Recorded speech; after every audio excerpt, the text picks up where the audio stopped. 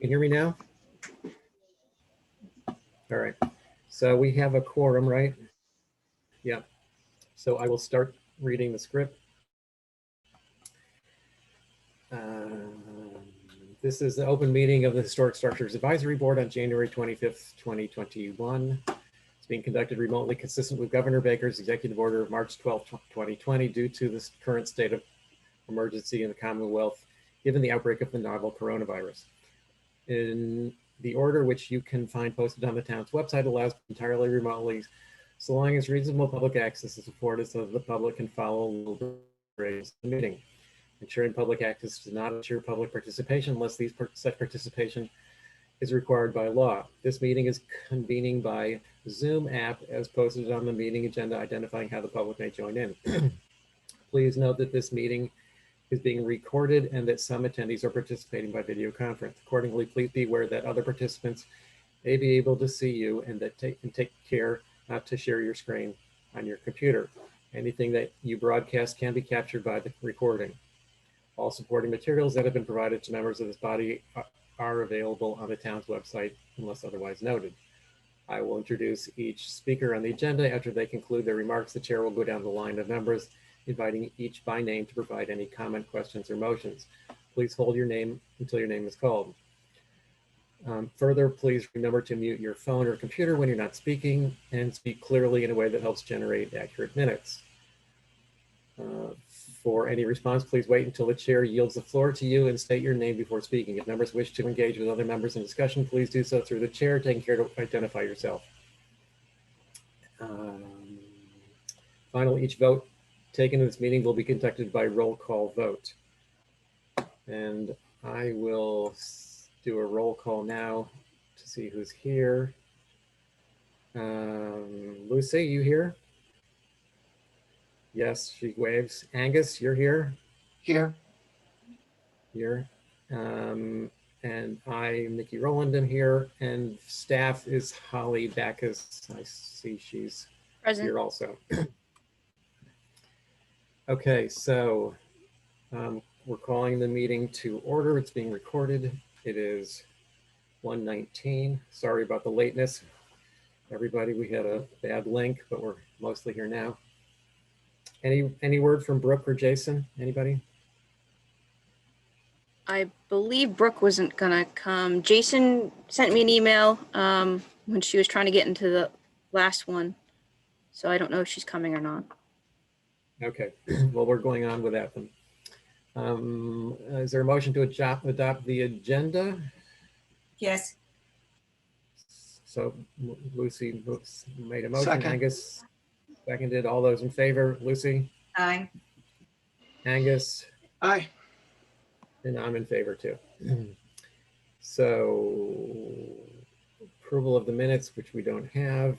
So we'll skip down to the first item on the agenda, which is 134 Main Street.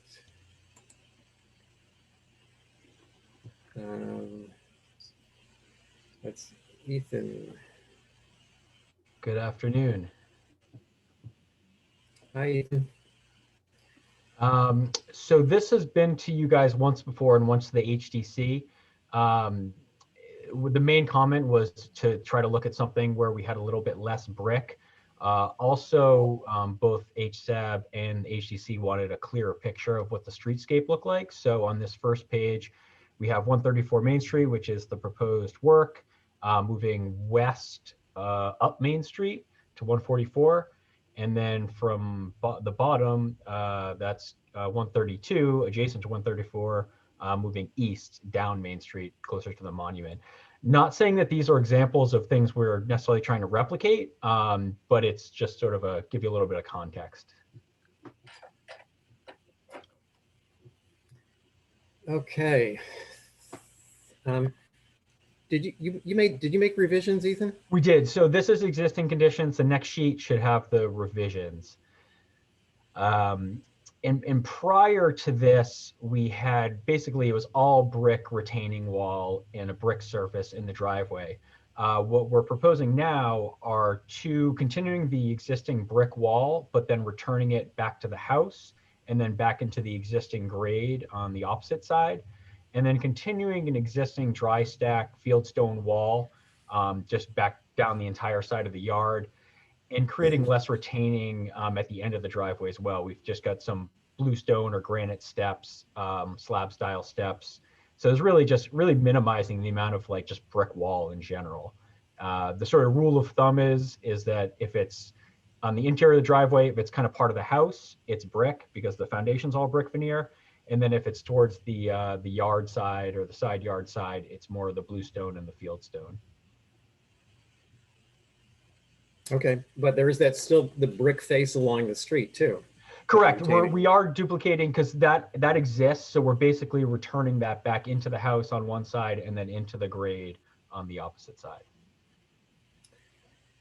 Okay, thanks, Ethan. So I looked at this earlier and I've got a couple of comments about it. And what I'd like to do is just read my comments, and then Lucy and Angus, you can add to that or, comment on them. It's just easier for me to keep notes this way. So what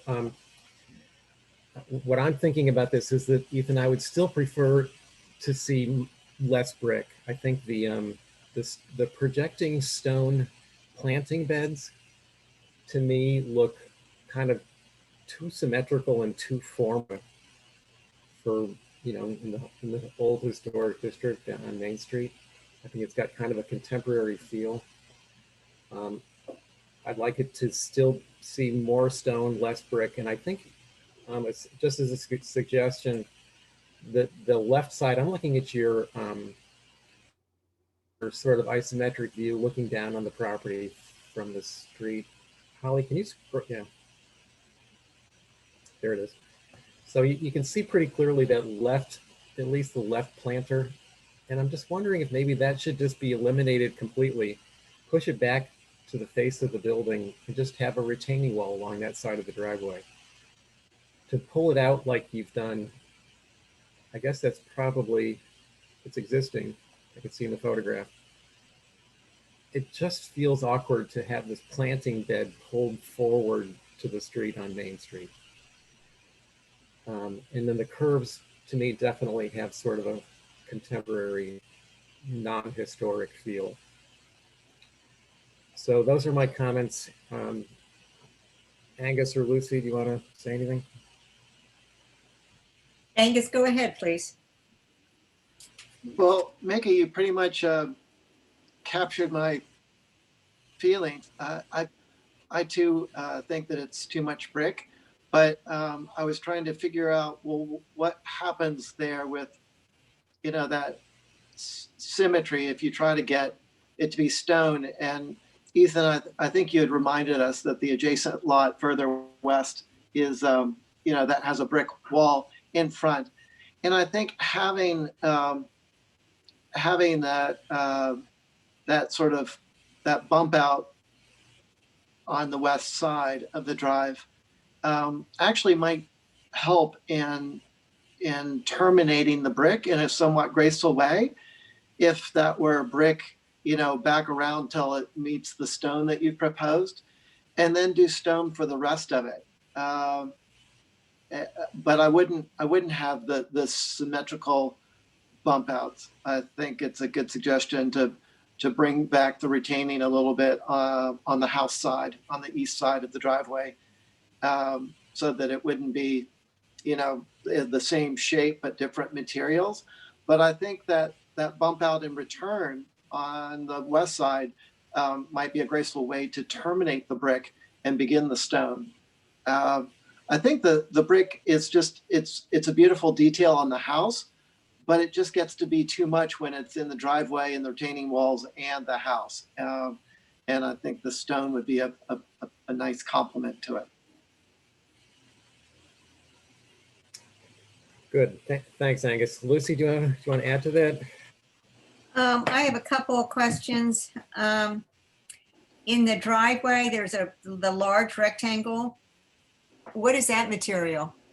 So we're proposing just regular sort of courses of brick in the main area, but then where the vehicle would be parked, just delineating that with like a herringbone pattern. So just trying to mix up the pattern a little bit because we do recognize that it's a relatively large expanse of brick that didn't exist previous. So it's more just a change in pattern.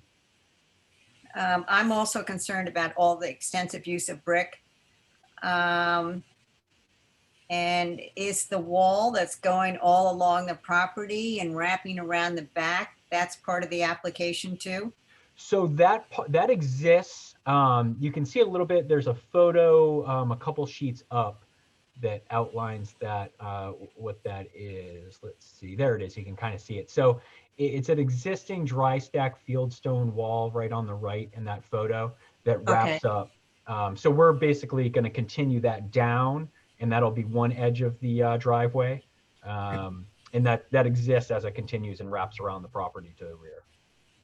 Okay, and then let's see. Just to ask, there are not going to be any AC units visible from the street? That's correct. All the AC units are actually on the other side of the house. Are they going to be visible though? No, they're already in that existing shrubbery that's all along the house where the that current, it's a driveway, but it's really the road for everyone to access the cottages in the back. But are they on the front side or towards the back? There's a couple of them. I think some of them are towards the front, but they're on the side, and the rest are towards the back. But we're not proposing any work there. So if you can see them now, you'll continue to see them. And if you can't see them, you won't be able to. I'm just gonna look at some photos real quick. I don't think you can see them. I think they're pretty well. Okay, I just have a thing about seeing AC units. Sure, no, My I'm with you. recommendation was if they are visible, that it would be nice if the homeowner did something about that. I agree. Yeah, I don't think they're visible. I'm just looking through some of the photos right now, but they are on that. I guess that would be the east side of the house. Existing. Okay, I mean, the homeowners are going to go to a great deal of expense. We ought to help them make their property as good looking as possible. 100% agree. And also the window wells in the front of the house. Those, you're just the two shrubs in front, that's it? There's some existing boxwood hedges and shrubbery that's there now, and the window wells in front of those windows are brick, so that work would stay as is. Really what we're trying to do is tie this existing driveway, correct, what the cursor's on right now, and there's another photo showing the front of the house with the windows. We're really just trying to, make this driveway feel that it's part of the existing house, which has a substantial amount of brick veneer on the foundation, brickwork around the window wells, and we're just trying to kind of tie that together and integrate that sort of fieldstone, which is a little bit more kind of rustic and rural. Okay, all right, thank you. And I really like this 3D illustration. Okay, thanks, Lucy.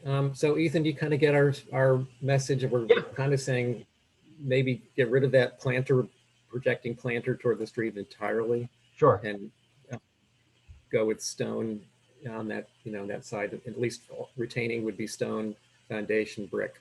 Right. Yep. I think we can work with that. Okay, terrific. Great. Thank you all very much. Thanks, Ethan. Thanks, Ethan. So next we have 52 Westchester. We've seen this before.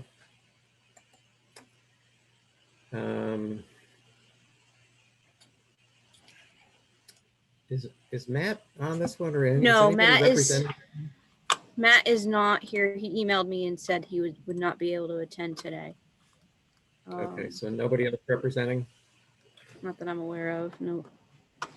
But I do want to notate that the HTC took a lot of your concerns and appreciated them in the review. So.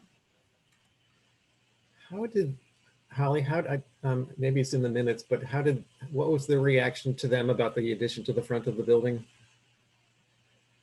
They were not in favor of that. Well, a few of them were not in favor of that. Okay. I think. Well, here's.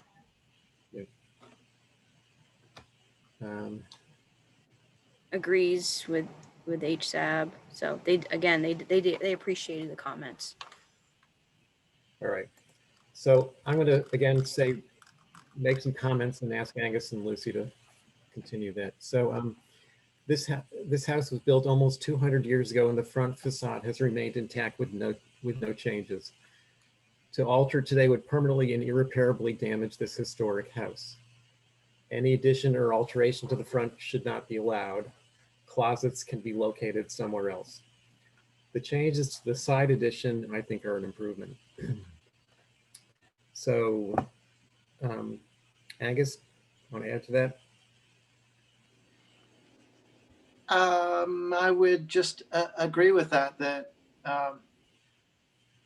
it really would be irreparable damage to the front of what has been, purely what it is for all these years. The side addition, I wish we're stepped back further, we're a smaller scale, because it starts to compete with the eave being so close to the eave height of the main, the original structure. So I'd prefer to see it stepped back and to be lower in scale. And I do think if we're comparing this proposal to the previous proposal, not having a large shed dormer, I think the gable works better, but the gable, I think, is quite large for the mass that it's going on. I think it really dominates that small bit of roof. So I'd rather see that downsized. I think that's pretty much it. Got it. Lucy? I agree with both of you. I think that the bump out on the front is totally inappropriate and not even as attractive as the original. Great. Agreed. Okay. Oh, one other thing. What were the windows on this? Did I see something? Are they true divided light or SDL?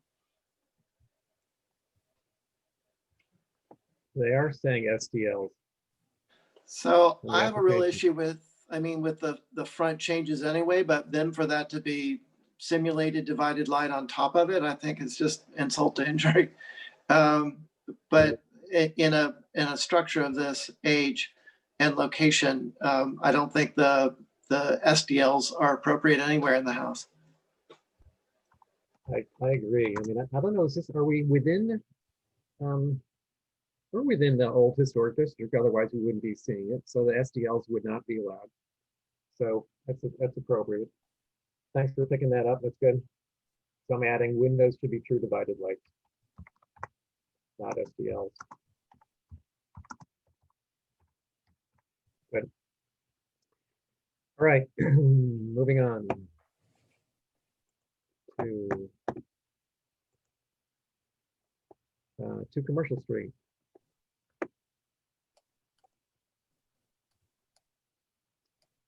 So do we have somebody here representing this application?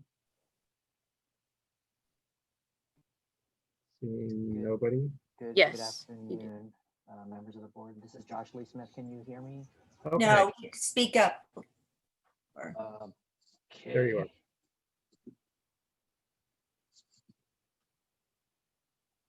Is that better in terms of volume? A little bit. Go ahead, Josh. Okay, great. So thank you, members of the board, for accommodating us today. I promise to be brief. This project involves a construction and installation of a raised platform, a raised metal platform in part for floodproofing purposes at National Grid's existing substation site located off Commercial Street and Candle Street.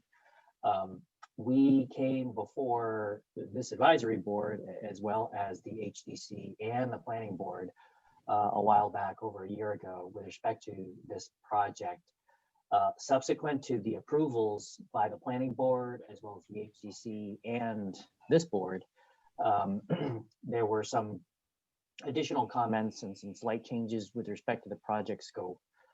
Some of the changes were as a result of comments by the Conservation Commission. as well as some comments from the HTC themselves. And so the purpose of this filing to the HTC as well as this board is to simply provide updates to the plans that reflect these comments. And I can, the main changes are set forth in the letter that I had submitted to the HTC. It looks like it was back in December.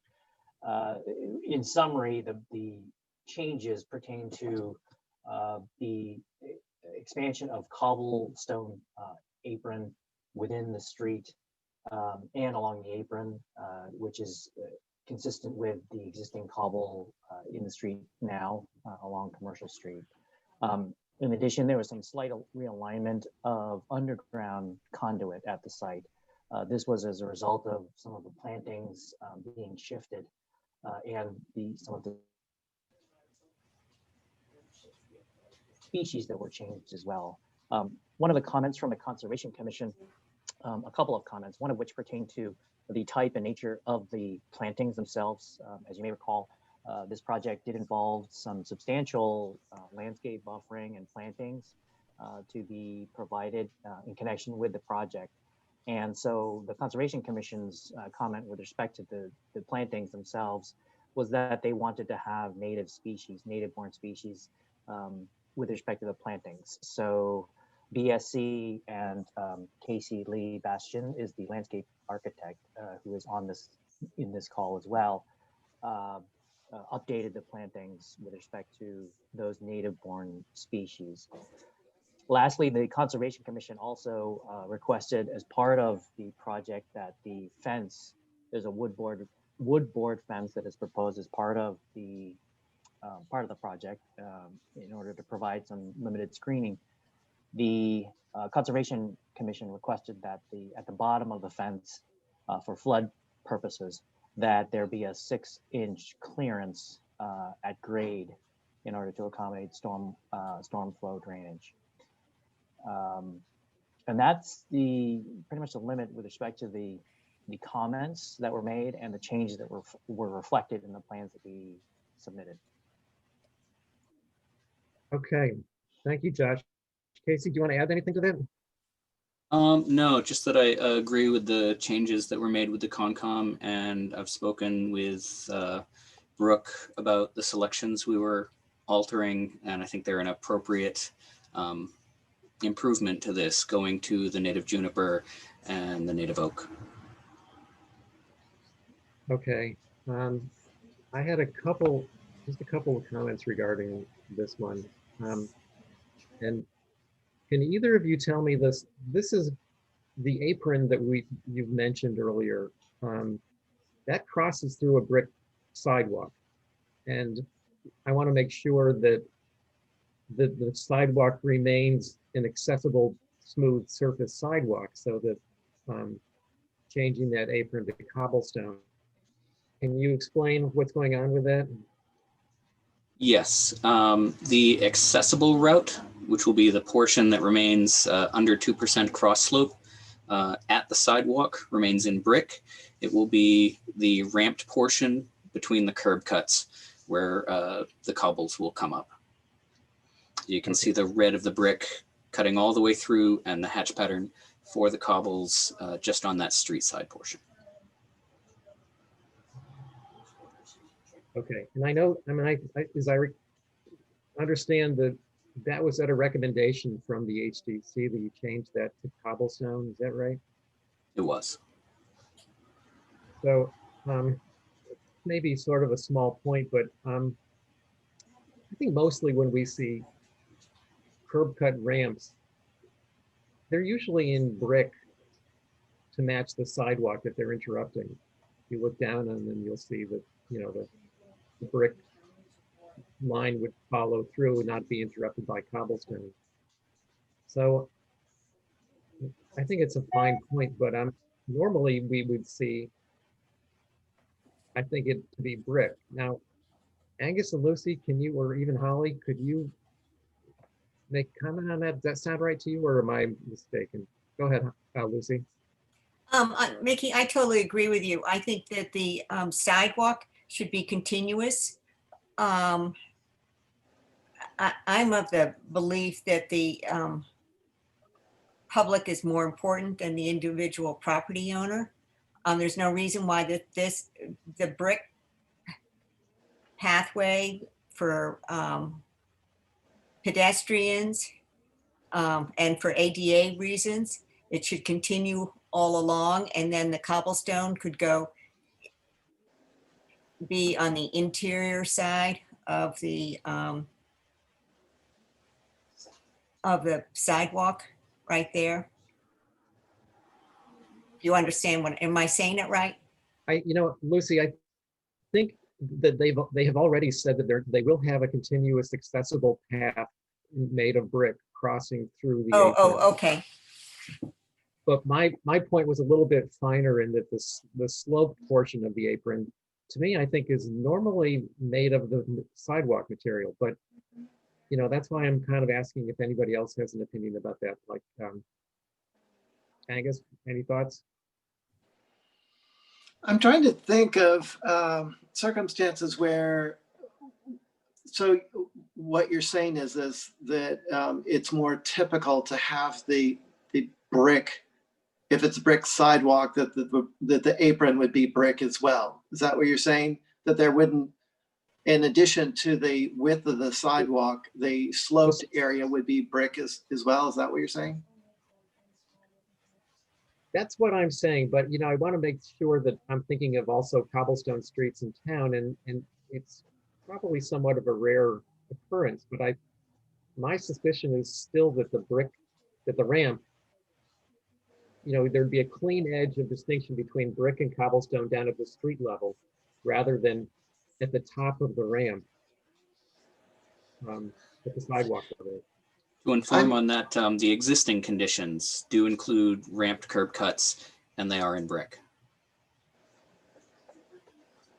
I'm trying to think on, the streets like Main Street or, other areas that are cobblestone, what happens in a ramp situation, or what would normally be an apron. I guess, for me, it would be, it wouldn't stand out as being too awkward, I don't think, if the street's cobblestone, that the cobblestone goes right up to the sidewalk. But honestly, I would probably want to review other circumstances. It would be great to have photos, and I think the HTC would appreciate this, is photos of cobblestone streets with cobblestone aprons where there's a brick sidewalk, and see how that treatment is made. Yeah. I don't know, looking at that picture that Holly has up there, to me, it feels like the cobblestone edge should be straight down the edge of the sidewalk, and the brick sidewalk edge should be straight along the curb line, whether it's at the bottom of the ramp or at the street edge. So I think this is a minor point, but I think it's just, it'll be noticeable and distinctive if it's done wrong. So, Well, I think in respect to the width of the sidewalk, continuing with brick, which would include the sloped part of the apron, I think that's logical, that it would all be the same material. I think so too. So, maybe. But again, I think it makes sense to have photographs of examples on Main Street or Center Street or, wherever downtown, Water Street, where you've got that cobblestone brick and cobblestone apron. Yeah, I think that's a great idea, Angus, to bring in examples. And Casey, I'm going to suggest that maybe when you present this to the HDC, that if you can find other examples on the island, and maybe you can just look at Google Street View and get some screen captures of sidewalk and aprons on Main Street or other cobblestone streets in town that might have the same conditions. And I'm not sure what you're going to find, but I think it's probably a good suggestion to bring examples of previous, of the way it's been handled in other situations. Is that something you could do? Casey, you're muted. Kate, Yeah, we can do you hear that. me? Yep, Okay. I've got that. In fact, All I'm right, taking I a think look that would now. be helpful. Good.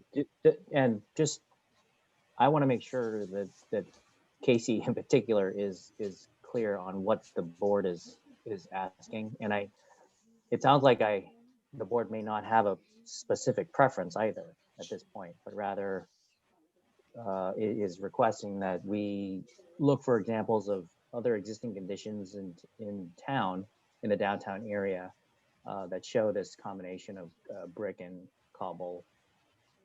And as you know, our meeting with the HTC is tomorrow, so obviously this has to happen pretty quickly. But in terms, so we are not going to the HTC with any ambiguity as to this board's position. Can you provide some clarity so that we can go in there with some confidence that we can get a vote one way or the other? Yeah, I'll check with Angus and Lucy also on our board, but my feeling is that it's probably more common to have the slope part of the ramp be of the sidewalk material. So that's, but again, I would love to see examples, so I can sort of hold that off. But Angus and Lucy, do you have a preference? I would say that I wouldn't want to break with precedent. And Mickey, because of your extensive participation in accessibility, you've been studying slopes and sidewalks and access more than anybody. So you're gonna know better than anybody. But I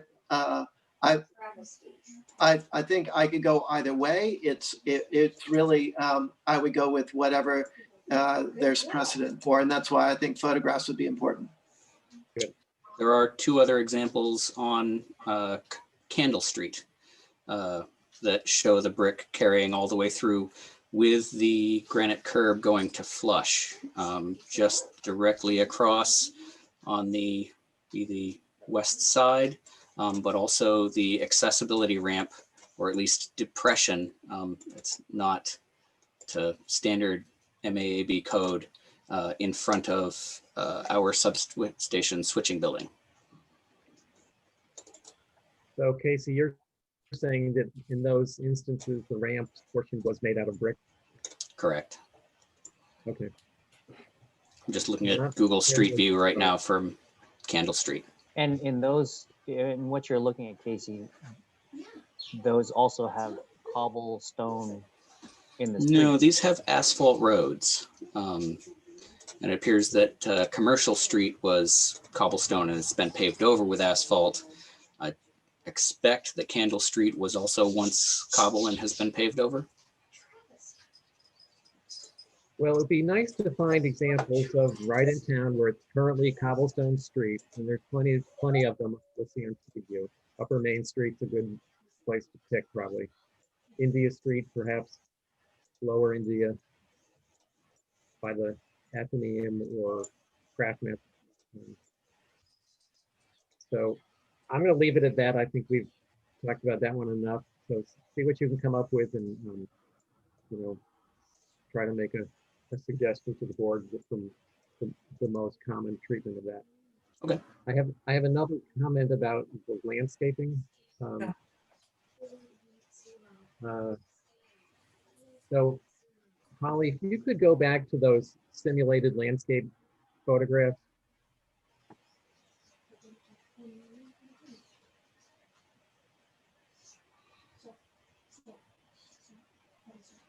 There you go. Thank you. So looking at the one on the bottom right, where you've got some pretty mature trees, some evergreens and deciduous trees mixed in. Again, I'd like to hear what the rest of the board has to say about this, but to me, those, especially the evergreens, look sort of odd to be downtown. It's kind of an odd little forest to see right downtown. And yes, we have plenty of deciduous trees, tall ones throughout town. Not a whole lot of evergreens. I was just wondering if maybe some of those should be planted more tightly together and denser, but try to pick species that wouldn't grow so tall. Angus and Lucy, any thoughts about that? Lucy, go ahead. Well, my comment about the landscaping was the plantings on the outside of the fence marching along. I thought there should be broken up somehow with different species or something. Yeah, that's probably to conceal that 6-foot tall wooden board fence. And I don't mind concealing that with landscaping. And to me, a privet hedge downtown is not sort of an alien thing. So I don't really mind that. Okay, all right. And it's a lot of it. So it's maybe if there was some way to break it up periodically. At the other end, this is also a switch in species. We're no longer using a privet hedge. This is now the native panicum switchgrasses. So there will be some seasonal fluctuation to this and a softer, more contiguous texture than I can do in a photograph. Okay. Can you describe that species? This is one of the tall native grasses. Warm season, dense green, goes to red stems late in the fall with an open, airy seed head, fades to a buff through the winter and remains standing. We would typically cut it in the early spring to allow fresh green growth to come in. Okay, and that was a suggestion from the Conservation Commission, I take it. Yeah, that sounds sort of like the hummocks and the tall grasses you might see out in the South Shore area. To me, that sounds just kind of weird for downtown, especially a whole linear row of them downtown. I'm not sure what we can say about Concom suggestions, but I mean, there's certainly plenty of privet in town, and it's sort of a more traditional material to use. Angus, any thoughts on that? I pretty much agree with everything that's been said. I think evergreens are more in the middle of the island, or very rural. If like Eel Point, Matica, and it seems unusual to have evergreen downtown. I think a row of trees. I mean, I love green, and it would be great if we had more green downtown. I guess I would look more at the trees that exist downtown. It's such a harsh environment with the salt air to grow anything near the water. So I think, part of it has to do with whatever you can grow. I agree with the grasses. I think that they are great for decoration or an element here and there, but a long row of it might seem a little contrived. I think just a mix of stuff. It's so weird. I mean, normally I would say go with what would look natural, but vegetation downtown doesn't look very natural. No matter what you do with it. So, I mean, I love for the middle ground, a semi-formal, something that is similar in some ways architecturally to the original hedge, but is a healthier natural option. That's right, Casey. I know that the privet is not native and has been overused. We're trying to get away from that. And I like the idea of substituting something for it. But something that would be along those same lines of screening and coverage and uniformity. Lucy? Well, first of all, privet is an invasive species, but getting back to what you're proposing, even if you broke it up with something else that was of a different height, but that's all. Some options in that category would be things like an inkberry, which is a little bit wider but proportionally similar. And again, a native with particularly high pollinator value, but formal enough to be a typical downtown plant. Most people don't know it from boxwoods or privets until it's wintertime and it's still green. Yeah, and maybe it could get broken up with some trellis and roses and stuff. I mean, Yeah. maybe. Being the I like power the company inkberry. to maintain roses sometimes becomes a problem relative to things that are right along the sidewalk. Yeah. Well, personally, I'm in favor of the inkberry over the grasses, and maybe it's grass here and there, but as a predominant feature all along that fence, I think it's a little strong. So I think you kind of get the sense of what we're saying from that. This is just Any other along the, comments? if I may, Go ahead. this is what you're looking for are potential alternatives along the wood board fence, correct? Yes. And probably on the inside, where those evergreens are, the screen, the typical platform.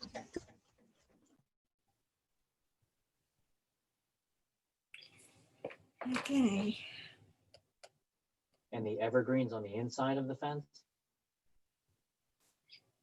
That I don't have a reasonable alternative to. These were requested because it is meant to break up the massing of the raised structure seasonally. It's a relatively low object just behind the fence.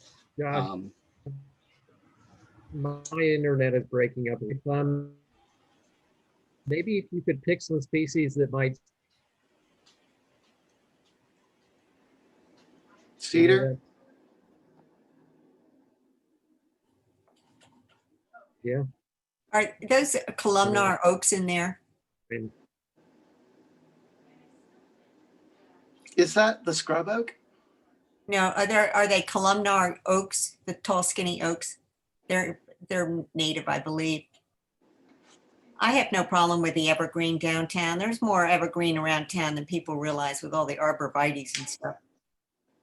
yeah, but they're not tall like, like big tall pine trees is depicted here. I know they're not pines, but they, to me, that stands out. But I'm not a landscape designer, and I'm not good with these species. But that, to me, that lower right simulation,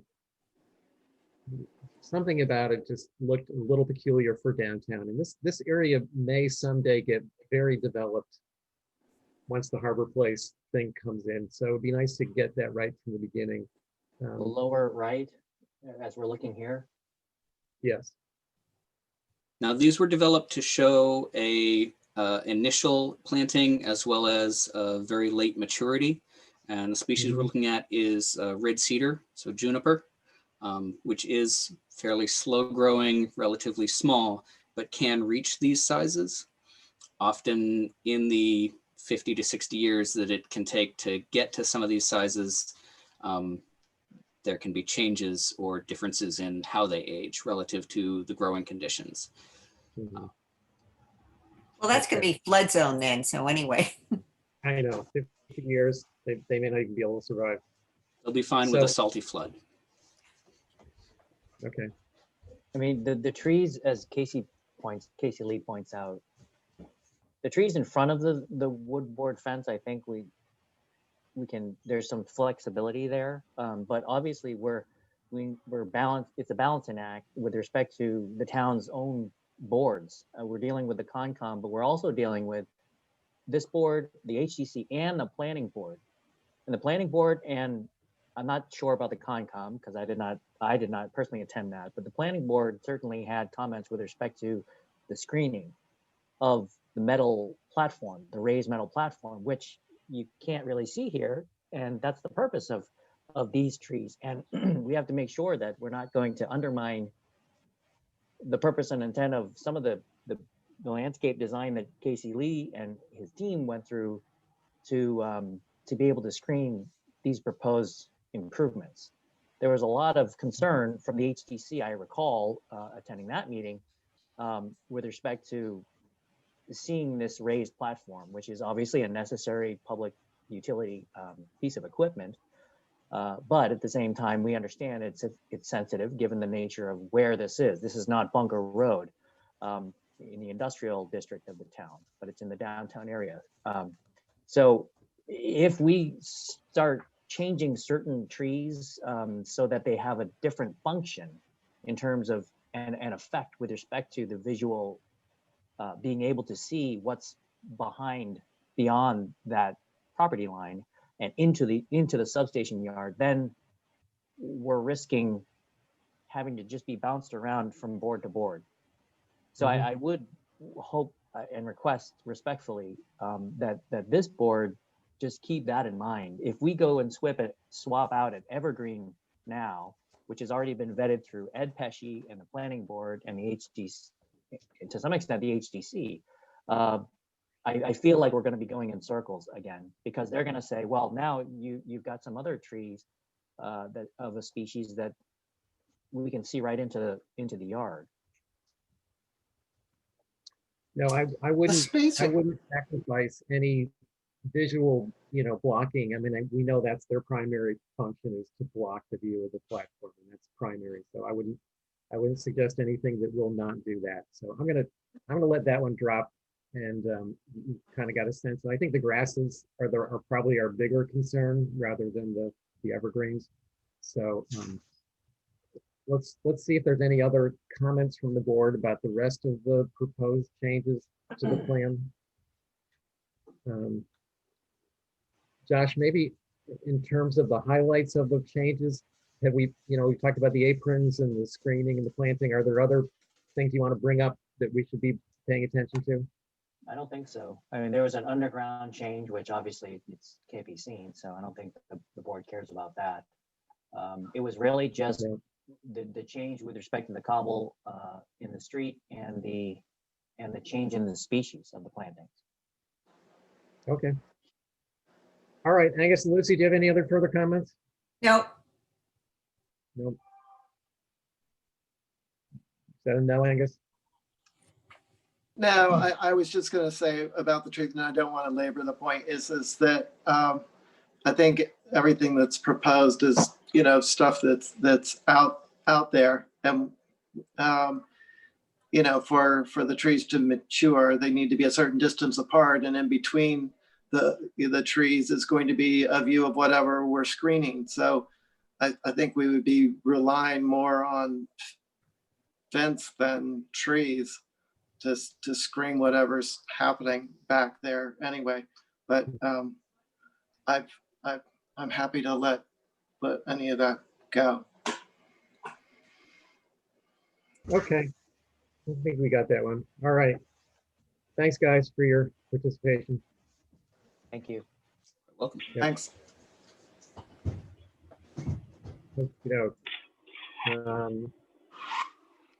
Next is 4 India Street. Hi guys, I'm here. Oh, is that Tori? Yep, it's Tori. Hi. Hi, thanks. Okay. That's what This is that's what we're proposing, and I went up and down the street and took a photo of everything I could. So this is the actual door here on the left that we want to switch out.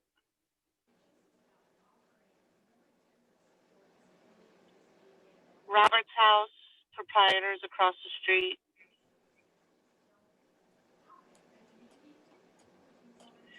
This particular building has the 2 doors, right and left. This is Company of the Cauldron across the street with a 15 light. And there's the right side of the building where we want to switch only the left side.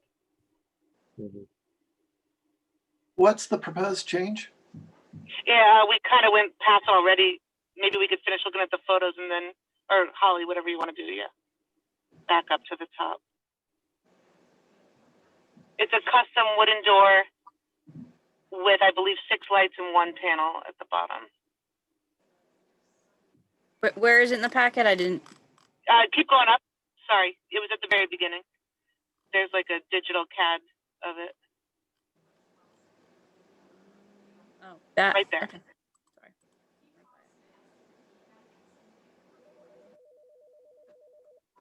Why did they want to change the door?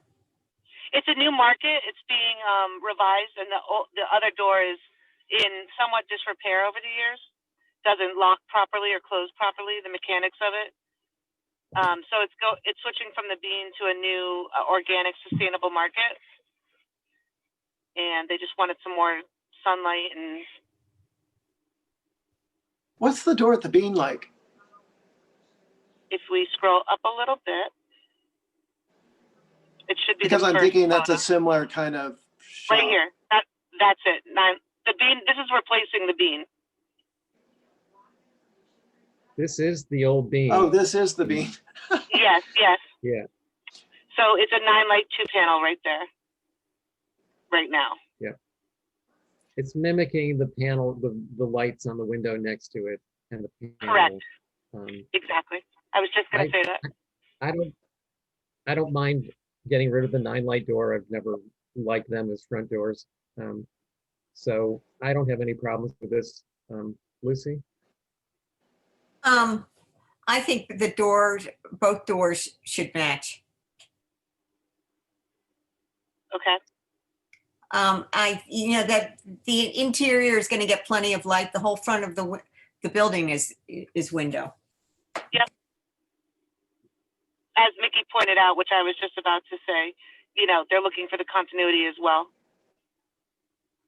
of the design of the actual paneling underneath the existing bay window in front. Mr. Chair, through you, sounds like to me that would be a recommendation to have both doors changed, not just one. Yeah, that occurred to me also, and I think that's probably, it does make sense. Tori, is that something that the owner of the building would entertain? I certainly can ask them, and I would imagine that it would be something they would entertain, absolutely. Okay. Tori, is the top of that lock rail of the proposed door about the height of the windowsill? Is that the idea? I believe the size of the door wasn't going to change. It's the same as the existing. Let's look at, are you talking about the CAD design of the new door? Basically it's the glass coming down as far as the glass in the windows in between the two doors. I'd have to go to the field and measure, but I believe that was the idea, exactly. I think that makes sense. And then the panel sort of mimics the paneling in the bay window. Correct. I don't have an issue with it. Okay. So I guess we're suggesting you change them both to match. Okay, Otherwise, I'll reach out to the owner of the building and the market owner. What about the color? Was that on there? Solid wood, clear coat. Did you say white? Clear. No, solid wood with a clear coat. So natural to weather. Okay. Natural to weather, yep. Natural. I'd rather have it painted. Same here. I kind of agree. Yeah. What color? What's the date of this building? Did I mark the application? I can't remember. No, you didn't. Okay. Let me look Oh, on I the did. NHL. I did include the historic survey. I believe it should be here. I don't think it's that old. Mickey, you were asking about the color. Yeah. I think pick a color there because it's gray and white right now. I think it could be, an approvable blue or red or any of those. Almost. Or even green, if agree. it's going to be a green market. Right. This is 4 India Street, right? Yes. HL says 1986 infill, and it looks like this says built after 1949. So Yeah, I would have said 80s. I thought so too. And to be picky, I'd even go so far as say unlacquered hardware. Mhm. Okay. Noted. Okay. Got that, Tori? Yep. Great. Thank you. Thank you so much, everybody. You're welcome.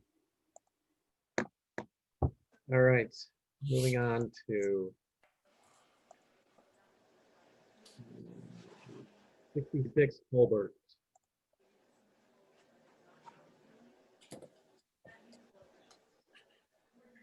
This was moving that garage to the, from the back of the house toward to the Holbert Avenue side.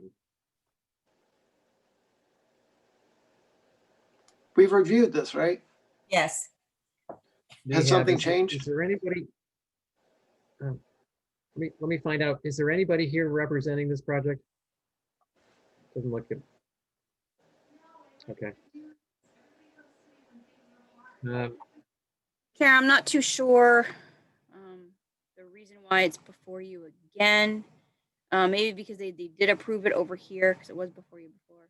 And they're just relocating it. So yeah, there you go. Going from this corner more centered. Got it. Right in front of the house now. Yep.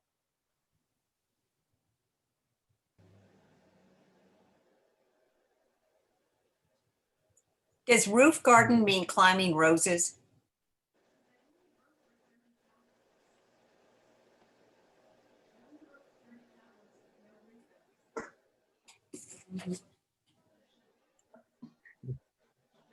I don't know. So we're really looking at a move from the previous approval to this new location, it sounds like.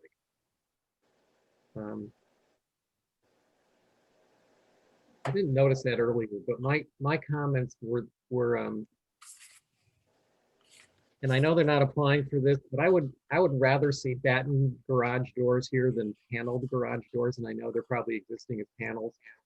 But if they could change that, I think that would look better in that neighborhood instead of all those paneled doors. In terms of the location, it's, you know, I don't mind it so much being on the Holbert Avenue side of this house, as many garages are on Holbert Avenue in the sort of the front yard. I'm just noticing now that, as Holly pointed out, it's moved to directly in front of the house. And I'm not sure why they did that from where it was in the corner before. I think I'd probably rather see it away from the front of the house. I don't know why they've done that. Any Angus or Lucy, any thoughts? I agree with you, Mickey. I think it should be, you know, move the garage over and move the driveway too. And so that you have the lawn area on the other side. Just flip everything almost. So wait, the larger picture is what's proposed and the lower right picture is what was previously approved or proposed? Yes, and you can see the driveways in more of the center of the lot, and they're moving it all the way to the end of the lot. Yeah, the previous makes so much more sense to me with allowing the front of the house to be more visible and not the driveway and garage being right in front of the house. Yeah, I think the previous was much better proposal. And I agree with Mickey about it'd be, if those are overhead doors, to do them in a way that they look like plank swinging doors. I drove by down there and the existing doors, it looks like they're going to be using, it looks like from the plan that they're going to be using the existing doors on the garage or replicating them, and they are painted white. Yeah, Right. I think That's the something else previous I was going to suggest is paint the gray. the previous location was, you Go know, ahead, more Angus. of a back street, and now that it's going to be a very high profile Front Street. And I think it's that it requires a more polished look. Yes. And I'm not sure why I they're think saying so too. roof. I think because of the, I'm not sure why they're saying roof garden. I mean, like it's fine for a trellis to be on top of a roof with roses, but this can't be like a planted roof. I know, well, that's why I brought that up. yeah. And also the light posts, the street lights are a little bit of a distance either to the right or the left of the property. But I really am not crazy about people putting these light posts all over the place. I can understand one, but I think two is excessive. And what are those light posts? What are they going to look like? Mhm. Okay, so I'll just say one light post. And what is it? What does it look like? And they shouldn't be too high either. They shouldn't compete with the street lights. Right, say one low light post.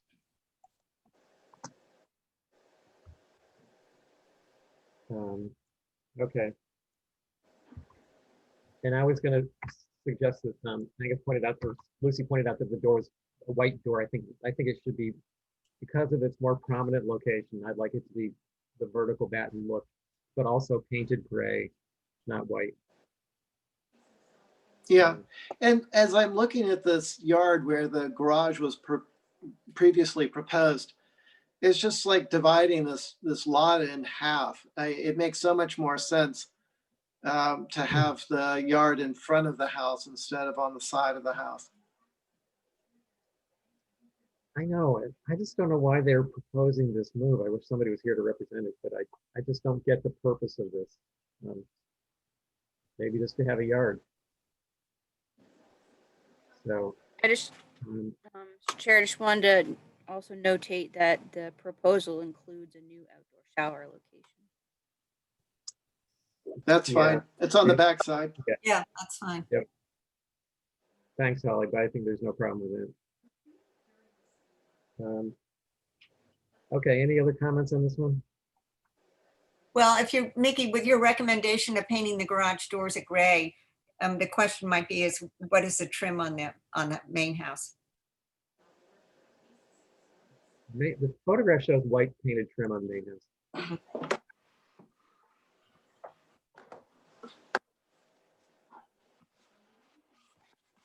So yeah, that's all white.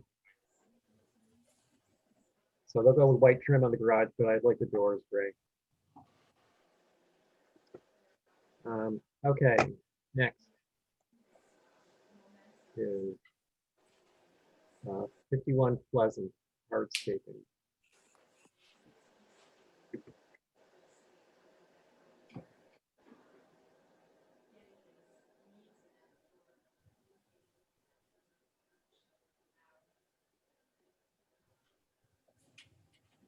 So I believe this is partially an as-built as well. Okay. I missed this one earlier. 51 Pleasant. Yeah, I think they've started clearing. Well, it started before the pandemic. Yeah. I do have one comment on this. Go ahead. I drove down this section of Liberty Street yesterday, and the sidewalk materials varies between asphalt and brick. And there actually is more in this immediate area. There is more asphalt. But with what you might say is a gentrification of this neighborhood, if I would suggest to the homeowner that that a brick sidewalk would be a very elegant change. These,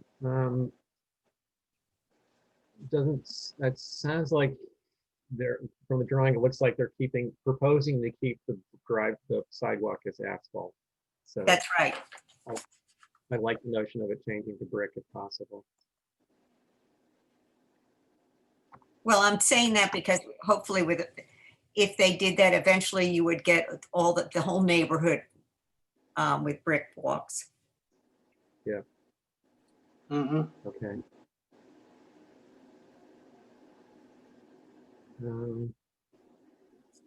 Any other comments on this one?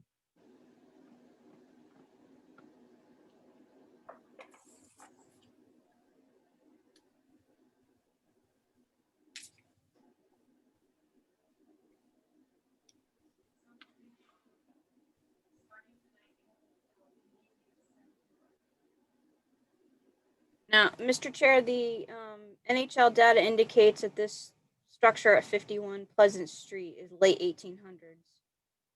It's going to be Okay. cute when it's done, cleaned up. Yeah. Very cute. What is the material of the driveway?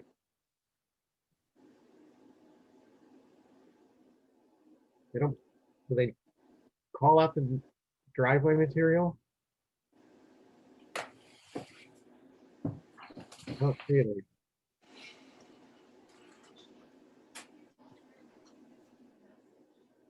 It doesn't say on the application? I didn't look there. Looking at their drawing. Yeah. Chair, looks like Shell Drive. The asphalt apron. Yep, shell driveway. Okay, that's good.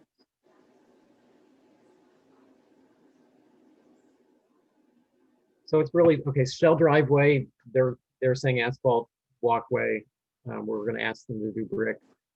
And the walls is the new stone wall, an existing stone wall.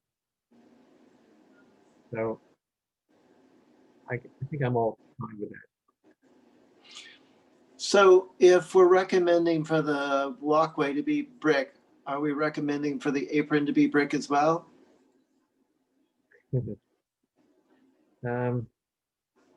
In this case, because there's a green strip, right? I see. So that would just be a continuation of the asphalt of the street up to the sidewalk. I think so.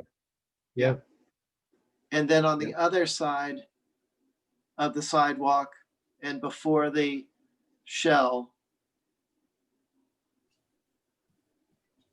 we wouldn't want more asphalt.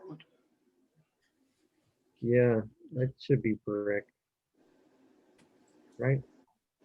I would think so. So we'll I mean, you call don't that want to the be pulling interior. the shells out into the street, but you don't want it to be asphalt, brick, asphalt. Yeah. Yeah. So I'm going to say the interior apron at the driveway, at the parking, should be brick.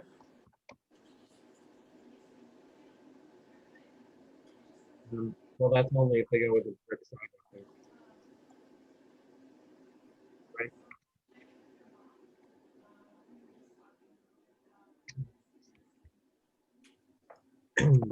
All right, so it sounds like we're fine with what they're proposing, except we prefer to see the sidewalk be asphalt. And if they do that, then the interior apron would be brick also. Wait, don't you mean the sidewalk to be brick, not asphalt? Brick, yeah. Did I say asphalt? Yeah, brick. Prefer it to be brick with an apron. Do you want to offer a backup option? I mean, I think anything other than asphalt would be better, even if it were poured concrete. Do they ever do that pea stone kind of stuff embedded in concrete? Is that a no-no in the downtown? I think that's unusual for downtown. I'm not sure I've seen that in town. For sidewalk. I was thinking for the driveway. Well, they're going to want to do shell. And I think we're okay with shell, right? Oh, okay. All right. Sorry. Never mind. Okay, we're good with this one? Yeah. Next is uh,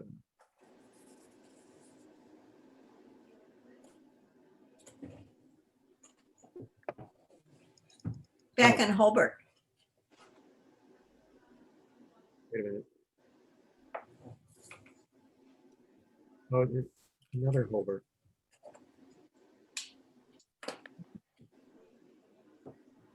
But we're not.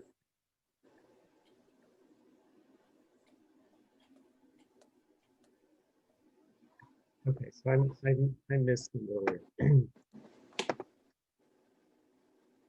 You know, they're not on the view list. That's probably why I missed them. They're on our agenda, but not on the view list. Couldn't answer that one, sorry. Yeah, so on our agenda, it shows we just did move garage on Holbert, and we skipped Melanie on 5 Boyers Alley. Did Yes, did we get my rid- apologies. That one I was told that she's gonna be, she withdrew and is resubmitting. So Okay, all right, so then we did 51 Pleasant, and now 66 Holbert is here again. Is that just is there something else there? Yeah, it's a boardwalk. I think the deck.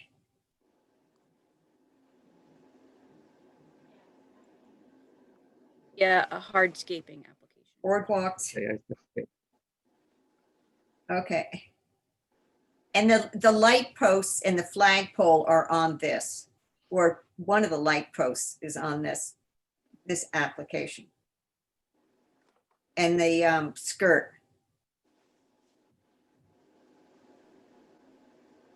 also some changes to the house, right?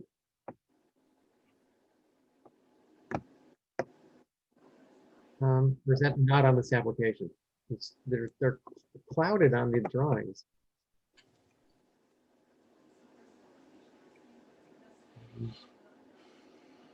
But the application is just asking for a boardwalk, pathway, shell drive, something apron, granite, curb, granite apron, and boardwalk walkways. Okay, so ignore anything to do with the house. So we're looking at boardwalks.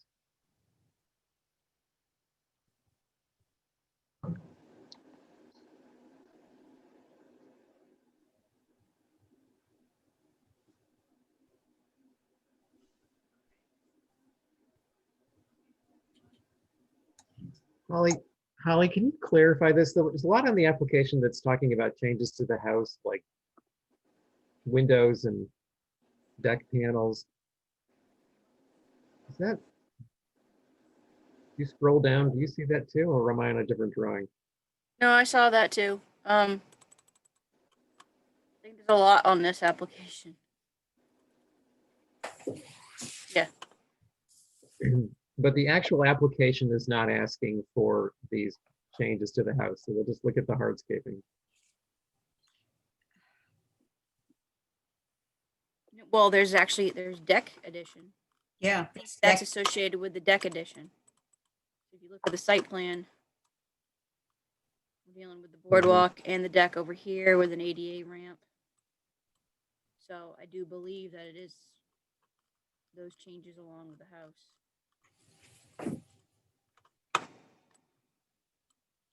So they're having to demolish this section of it in order to add it in. Looks like to me.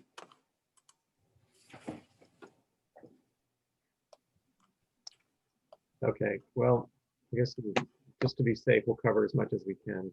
So the boardwalk, Are these anybody have any three problem with different, boardwalk? are these 3 different applications? Hardscape, garage, and house? No, two.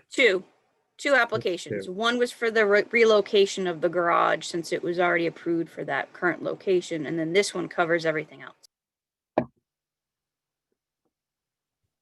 And then this one, what? This one covers everything else. the driveway, the hardscaping, the deck, Okay. and the ADA compliant ramp. Yeah, right here.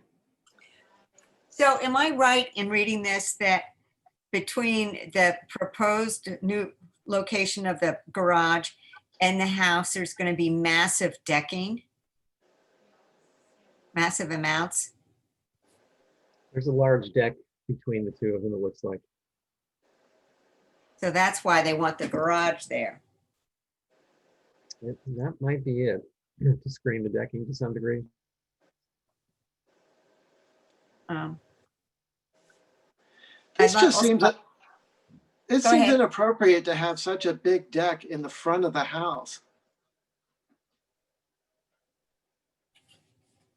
You know, it's at grade level, and they have an existing deck there now, don't they? A small one, I guess.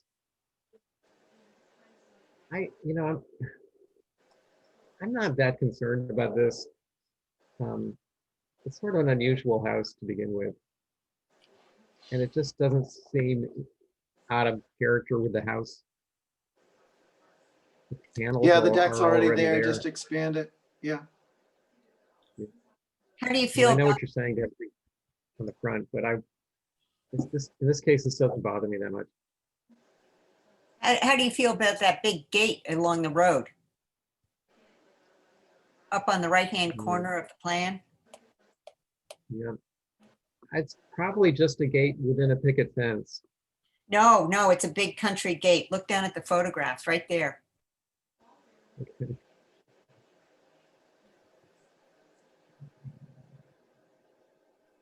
I'm looking. No, existing gate for reuse. No, no, no, no, further down. Right here, the country gate fence. Oh, they can't be proposing that. Well, they are. Well, but for where? The driveway? On the other side of the garage. From the plan, look at the upper right-hand corner. Where the flagpole is that's Farther like a, to the right of the flagpole. See, oh, right. right there. Country gate. If Uh, I'm reading the scale right, though, that's like 4 feet or something. No, 5 feet. that's more like way bigger than that. All right, well, Look, that's not very clear. Let's just say that I don't think that country gate belongs anywhere in this property. Would you guys agree with that? Yeah, it's the width of a garage door. Yeah, so no country gate. I don't think I mind them reusing the other gate in that upper right corner of the site plan. By the But flagpole? Not,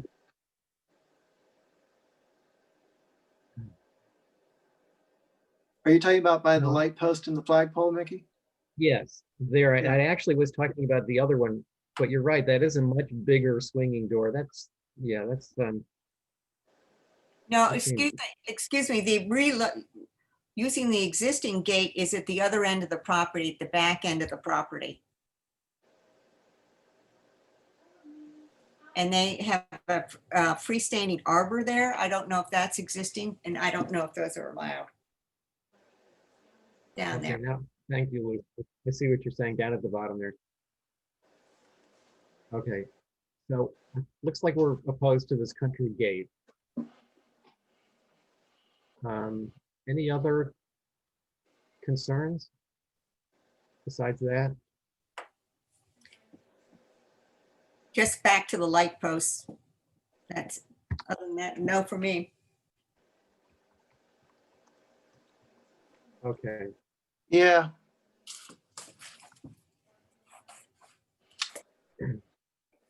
okay.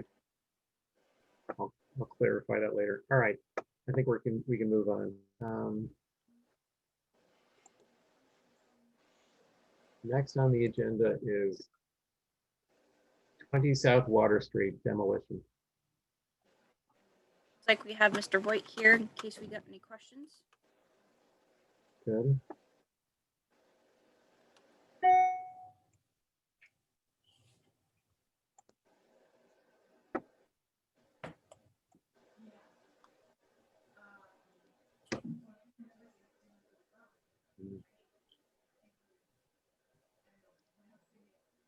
Mark, are you in here with us?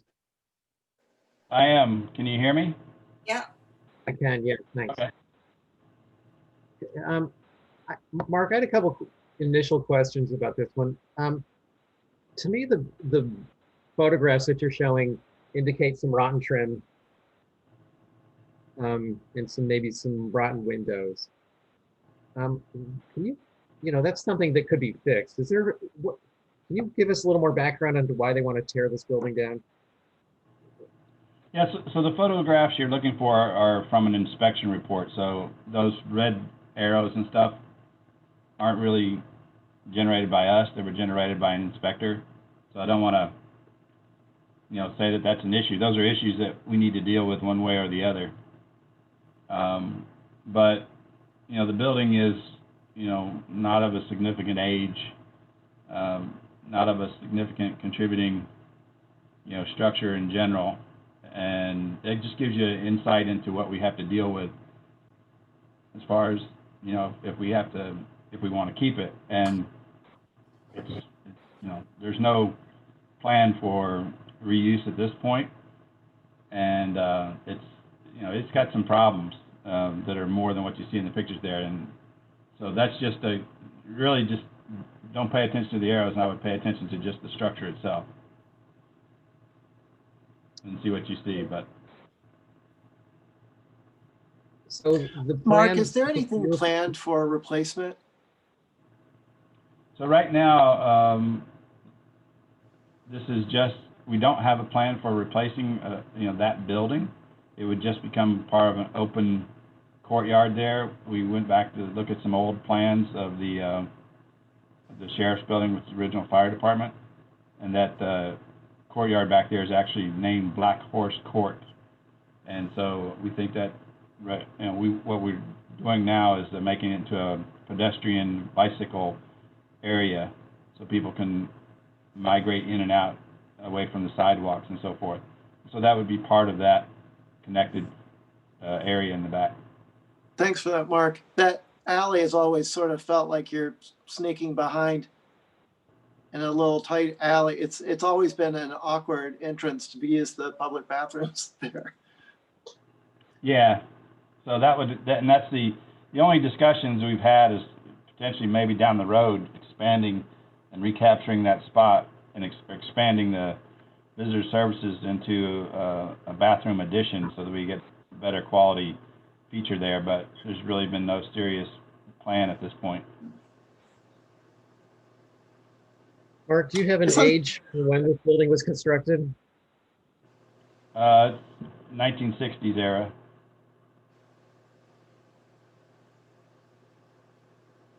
'60s. Okay, because I remember when this was the police department, when the fire department was still in town. As I recall, this was the police department. At one time, yes.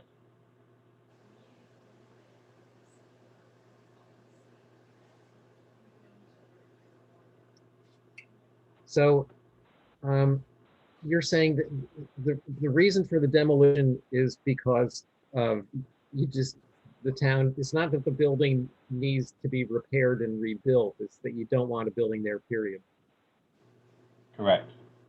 There's no plans for this building. The health department will be moving out once 131 Pleasant Street, the old fire station, is renovated for them to occupy. And there's been some issues, in the building, just keeping it watertight over the years, as you can see some of the degradation.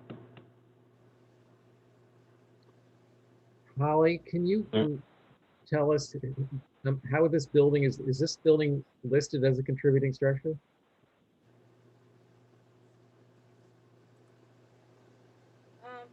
Well, looking at the NHL data, it just indicates that 20 South Water Street is, I can't read it all. It's got the Central Fire Station, now police, that was built in 1929. Chamber of Commerce in the 1960s. And I can't read the bottom of it. So it's not listing all the structures upon this lot, unfortunately. Yeah, so 20 South Water is that whole block. Yeah. And this building and visitor services are the the newer buildings on that block. So that would make sense for this to be done in the 60s, based on what Mark just said and what the NHL data indicated.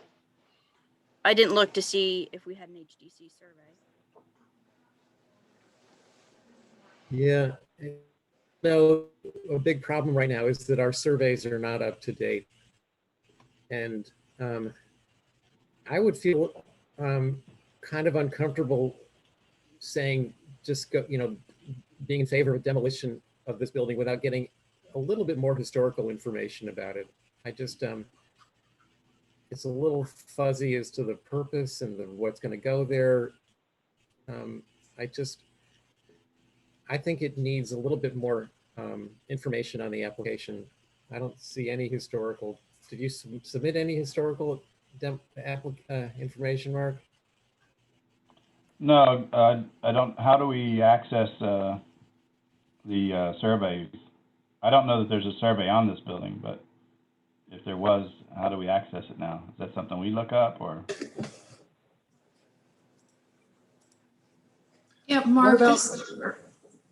What about building records? Is there anything in the building department showing, when that part was added on to the police station? Well, it's not attached. I mean, it's an independent building. Oh. It's its own separate independent building.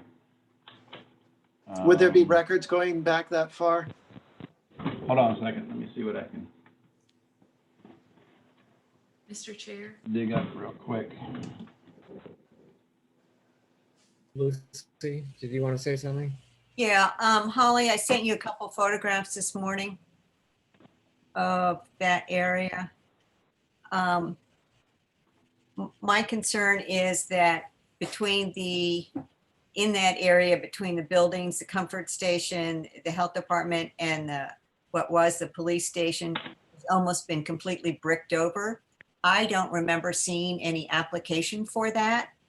And that has me concerned about if this building goes, and I might add that I consider the condition of the building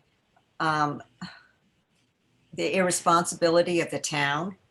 But if this building goes, you're going to have a massive bricked area in there. And some of that bricked area is right under the eaves of one of the buildings that has no gutters. And so in a heavy rain in the winter, you're going to have iced over brick. And any of us who walk around downtown in the winter know that ice on a brick is extremely treacherous. But Holly, if you could show those photographs. Well, that's from Federal Street. You can see the AC unit has not been covered yet. All that stuff that we asked for. The next photograph is the bricked area that has happened fairly recently. And then the next photograph is looking from the health department towards Federal Street, where to the right, you can see the water fountain that we approved.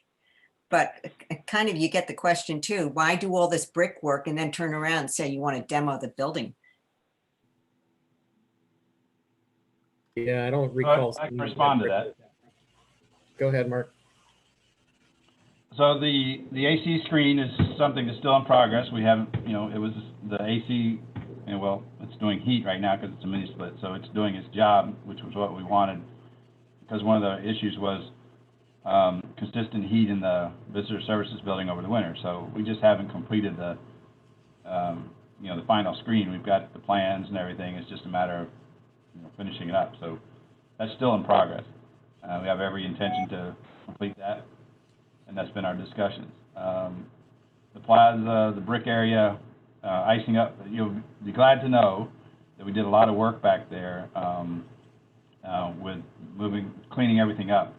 Not just the brickwork, but you'll notice that we had some custom trash bins, because that is also a functional courtyard for making the other buildings work. We had to pull out an underground storage fuel tank that fed all the buildings. And then what we did was each one of the buildings had its own independent fuel storage, and that was the shed addition that was recently installed. And then we also had the old transformers back there that was causing us some issues, and we had a brand new one relocated, and all the buildings separately metered. So there's been a lot of improvements back there, and we're trying to be sensitive to, making sure that, and I'm sorry, and the drainage. The reason why I brought that up, because Lucy had a question about the drainage, but you'll find that the drainage is significantly improved back there. There were a bunch of old collapsed irrigation pipes that were in the ground that failed, and we had to go back there plenty of times to unclog it because it's actually flooding in the buildings. And so that drainage back there is as dry as it's ever been, and we have every confidence that it will remain that way. So yeah, the gutters, the downspouts, things like that have all been issues in the past, and we've tried to deal with those to improve the drainage, and I think you'll see a significant improvement. But Mark, with and then- all that brickwork, I don't remember an application coming through for that. Yeah, I don't think that we have one. I'm not sure. It wasn't. I think it might have been a little bit more miscommunication in our office. But we are planning to come in with a application for a small gate. We want to restrict the pedestrian access and around the new fuel storage shed addition, because we don't want, now with more people coming in that back area, then we don't want them to be heading into areas where they shouldn't be. So that'll direct them around. That's part of the reason for having this building go away, so that the flow of traffic, pedestrian traffic, will come in off of Chestnut and go through down to South Water. And it gives a little bit more with any kind of, because people hang out there, and if it's too locked in, then nefarious things can happen and the police can't see and so forth. And this just kind of opens it up a little bit, and gives a little bit more area for people to kind of mingle and hang out, because they are going to, the bathrooms are still there. And there's one thing that happens in a busy summer, is that there's a line out the door. We didn't see it this year, obviously, but so we just feel like that space is really kind of staging space, kind of hangout space for a lot of things that happen in that area. So Mickey, my recommendation is, from what Mark has just told us, is that I would, before the approval of the demolition of the health department, I would like to see a comprehensive plan for that area, which would include all fencing and lighting. I would Yeah, agree I with think that's that, is to track what's being proposed with the demolition. Yeah, let's get it. Mark, can you do that? Do you have plans or the ability to put together a proposed plan for what's going to replace it? You'll have to eventually. Well, I say the whole area where the existing brickwork that was done without an application, as far as we know. But I mean, and I know that there have been issues outside of the bathrooms, and I understand why the town wants to do something. But I think that we should approve, we should review a comprehensive plan for that whole area between those 4 buildings, or it would be 3. Okay, so I'm going to suggest that Mark, you get us a little bit more historical information about the building, when it was built. I guess that's probably all we really need, at least a specific date. I'd hate to think we're approving a demolition of a building without even knowing when it was built. And a plan to show what is going to be replacing that lot and all the other work that's contingent, adjacent to it, in the back area of those buildings. That'd be helpful to see the sort of the site plan of the whole area. Okay, yeah, I mean, it Got that? sort of grew a bit organically because of we had to come back and finish that up. What we thought would be we had to do it for summer when they did the excavation and the rebuild. But I'm looking, I apologize if I didn't insert it, but the assessor's report lists the building as 1960. So I can include that information for you. That's where I got it from. I I thought I included it in there. Okay. Well, that'll be helpful. Can we see this again when it comes back, Holly? Great. Okay. Anything else about this particular application?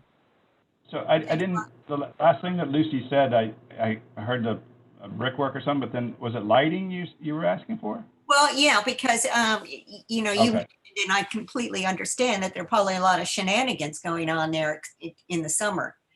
And so I would suspect that the police would want to do some sort of lighting back there. And I'm concerned that it's overly lit, or how it's going to be done, or if we're going to have light posts that are on 25-foot high, or, I mean, what's going on? I think a lighting plan, if there is going to be lighting, and I'm assuming there would be, that should be included. Good, me too. Okay, got that, Mark? Yep, I got it. Thanks, guys. Thank you. Okay, Thanks, Mark. thank you. Have a good one. Okay, next is 17 Lincoln.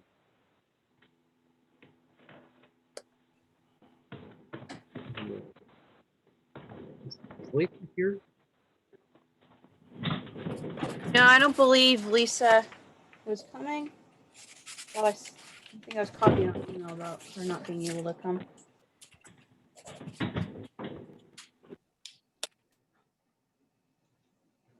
can't find it. So, But this is for the proposed pool.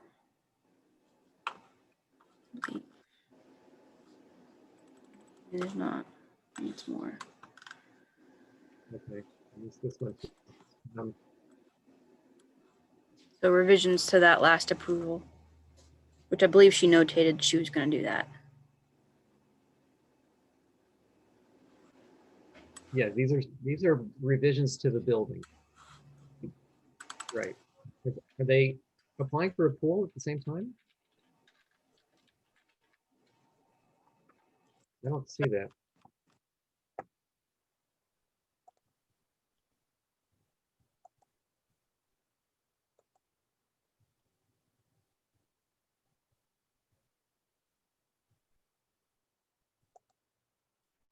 Hmm.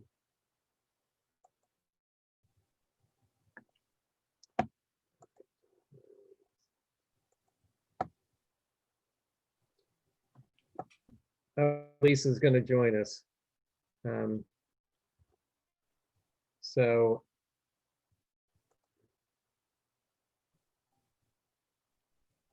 can you hear me? Am I on? Yes. Lucy, you got me? Okay, thanks. All right, so starting one elevation at a time, my comments on this one were on the south elevation. Mr. Chair, Yes, I Molly. did receive an email from Kadeem. Sorry, it looks like not reviewing 17 Lincoln Ave at the applicant's request. So Okay, we can move forward on that one then. Okay. we'll skip it. Sorry about that. That's Can I all right. make a quick comment on that, though? Just to note that before that we weren't crazy about the white doors.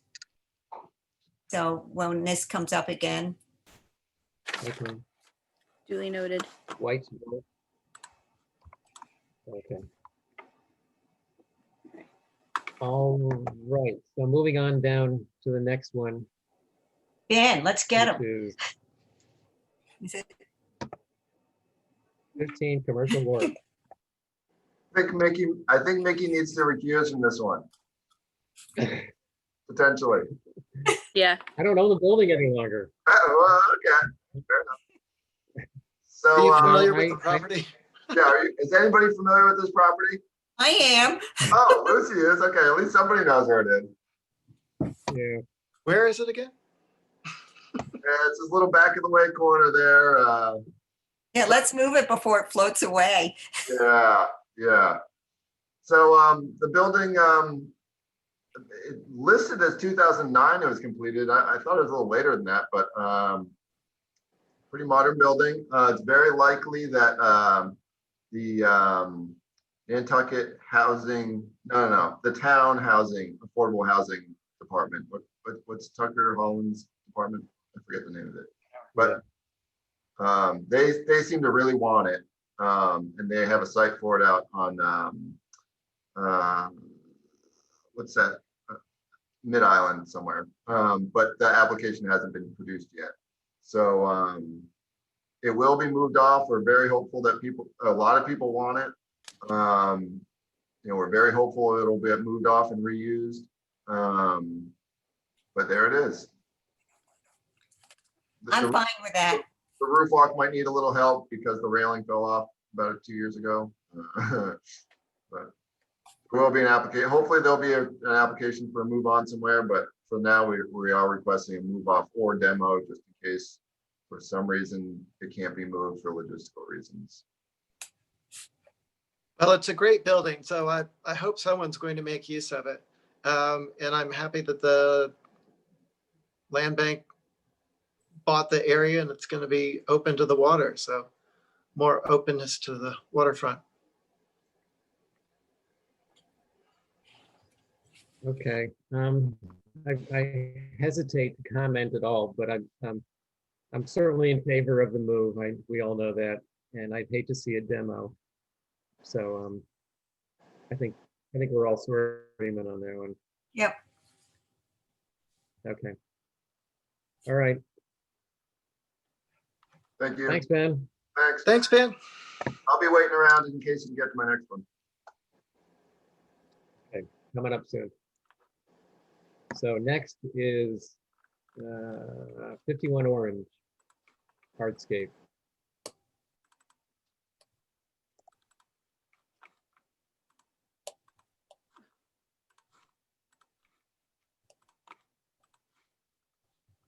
Okay, I do have a couple of comments on this one.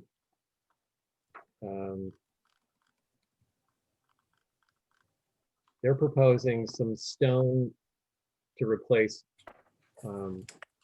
like some bricked in areas on the side of the house, which I don't have any problem with. But they're also proposing changes to that cat pick fence around the front of the property. And you can see in the picture going down, Holly, there's some pictures.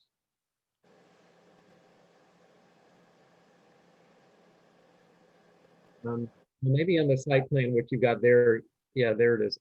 It shows both of them. So what I find to be odd is that they're proposing this picket fence to wrap around some shrubbery and return back toward them. So it's going to be one row of picket fence behind the other, which to me looks odd. I think what I would rather see is that the fence turn the corner much as it does now, but just stop after it makes a 90-degree turn and not return back to the house along the edge of the driveway parking area. Everything else I don't really think is any problem. It's just that sort of, I don't know how long, maybe 10 or 12 foot length of picket fence returning back to the house concerns me. I'd agree with that, but I think I would probably bring it, for a half circle, but not then continuing running parallel, just so that it sort of resolves.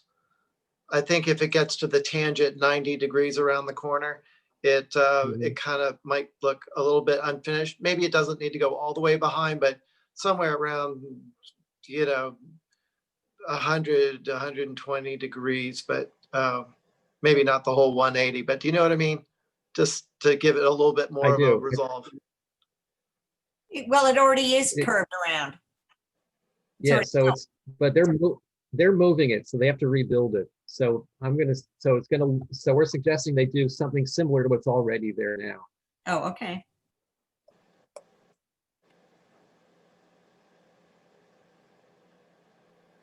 How else would they access it to work on?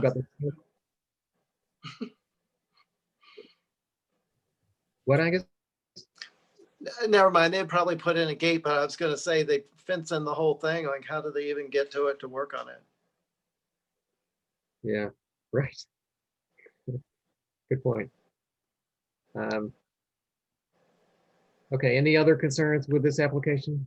No. Stonework? No, Okay. Moving on. Next, we have 2 Ash Lane.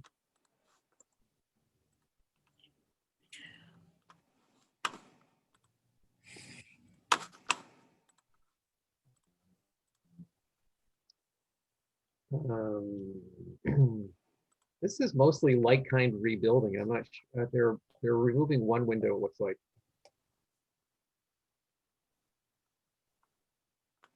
It's a fairly new building.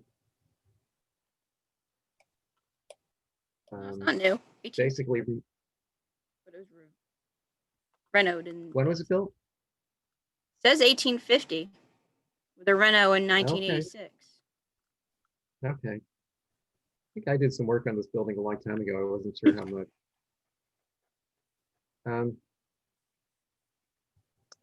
So removing a window and basically replacing it with a gas vent.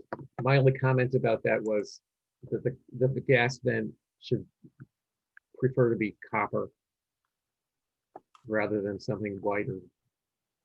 I know they make them copper, and I think that's what I prefer to see.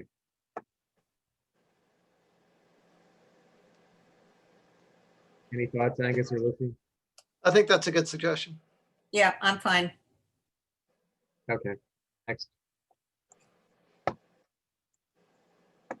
Where are we now? Next is Colbert Ave.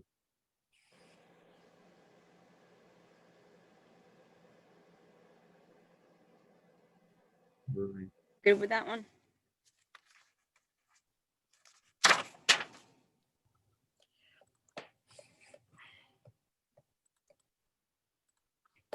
So there's 2 applications for this building.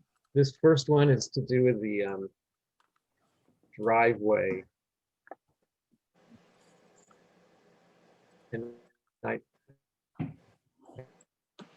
think my only comment showing grade, which to me, I think those should be granite posts. But I don't think I have any trouble with the shell drive. It's quarter.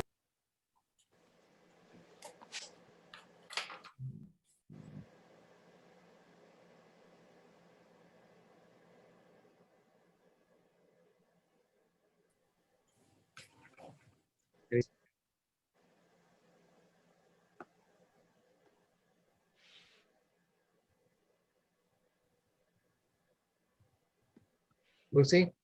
Oh, sorry, I thought you were breaking up. I'm fine with it.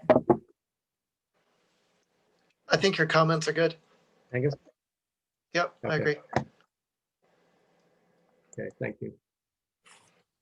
Next is Colbert Ave roof walk.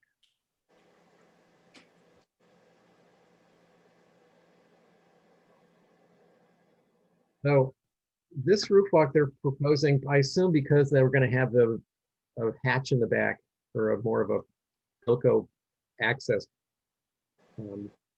hatch. So they're concealing it by putting this roof walk skirt on the back of the roof walk, but not on the front. And I don't mind the roof walk, and I don't mind the skirt. I think why not just have the skirt go on the front and the back?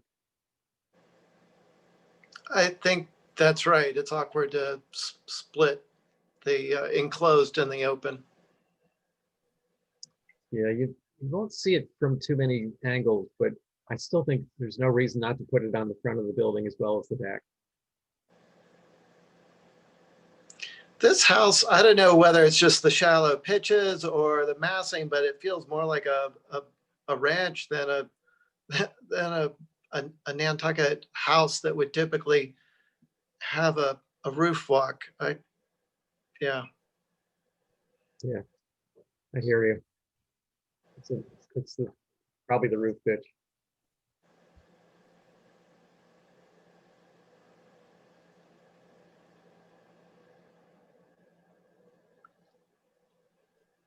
What was the Lucy, do date you of have any this comments? house? What was the date of this house, Holly? You remember? No, I do not. Well, here's my question. I thought this was one that was recently approved. It was. Lots. Okay. Another reason why we need to update our survey. So originally there was. This is 4. Yeah. Originally 4 Hulbert Avenue. If you look on the NHL data, indicates that there was a structure there from 1893. So that lot was subdivided, I believe. Mhm. Well, the reason why I'm asking is because I noticed that this house seemed to be one of those projects where they sort of removed original material on one side and then put, their barrier material on and then moved over to the other side. So it wasn't apparent that they were moving all the original material. Now, this one Mhm. might be the historic one. This is the structure in question. Yeah, I believe. Both of those have been lifted up within the last 5 years. While we're working on design guidelines for flood and sea level rise. Right. Okay. So are my comments adequate? Do you want to add anything to that? I basically just said roof walk is okay, but we should put the skirt around all sides. Yeah, it's visible from all, it's right on the corner. Definitely. Angus, you good with that? Sure. Okay. Yeah. Okay. Ben is back. Okay. So there's 2 applications here. This one is for, which one is this for? The park? Park, yep. Okay, this is for the park. You want to start with the park? Yeah. Okay. So 174 Orange Street. This is right on the Rotary. Kind of waiting for the plan to come up. All of you. Okay. And this is Lucinda Hayes's property as of most recent. Lucinda was generous enough to sell this property, I'll bet below market value, to the land bank. It consists of a number of acres, whether it's 5 or plus. Holly, are we getting the plan up? Okay. And Holly, if you don't mind, I hate to ask you, but I took a picture of the view from up there this morning that I'd love to show everybody. This has got to be one of the most beautiful views of Nantucket Harbor anywhere. It is jaw-dropping looking over the creeks. You see the small little shacks that the Otisons have operated. My parents have rented for a number of years. And it is one of the most heart-stopping views on Nantucket. And so the land bank is very excited about this park. Of course, the Otison property as well is now under contract with the land bank and is slowly becoming public land as well. And at some future date, when the time has come, all this property will be combined into a fantastic park along the end of Milestone Road. So this is Chris Horiuchi's landscape plan to create the park out of what had been this very large estate for the Hayeses. And there's a small parking area off of Milestone Road that's being kind of worked into that new bike path that the town has put in along there that kind of threw us for a little bit of a loop, but we've modified. And then there'll be a kind of a perimeter trail, which is ADA compliant, all the way around the perimeter. Yep. And then kind of that center of the plan where it's kind of more of a sandy beige. That's going to be a much more open meadow landscape, natural grasses. There was a decent meadow there before, and they actually came through with a seed harvester and harvested all that kind of natural meadow that was there, and they're going to reseed it with that natural meadow grass. And then up by the view, which is in green, that's going to be more of a lawn area. Great place to picnic, bike, throw a frisbee, bring your dog, and just really absorb that beautiful view over the harbor. Again, ADA compliant trails. We're going to use oh, there's my picture. Yeah, I was out there this morning. I had to go and take a look. Oh, let me grab my paintbrush. Hang on. You will see artists post it up out there all the time. It is really fantastic. The wildlife is great. It's really fantastic. Beautiful. So yeah, so there will be an ADA compliant trail around the perimeter of it. We want to use a concrete pour that has an aggregate on it, so it has a bit of a grip to it, but that is still suitable for wheelchairs and people with mobility issues. So it's not as kind of stark as poured asphalt. The parking is asphalt, but the trail, we want to use something a little softer, well, not physically softer, but a little visually softer, but still suitable for people with and there's a picture of it, yeah, suitable for people with mobility issues. Yeah, if you keep scrolling down, we've noted all of our benches. We're gonna have picnic tables, bike rack. Yeah, we're also gonna have a couple bollards to keep people from getting their cars in there. And then we're also gonna have this entry gate for utility, for getting maintenance guys out to the bluff there. But really very little infrastructure.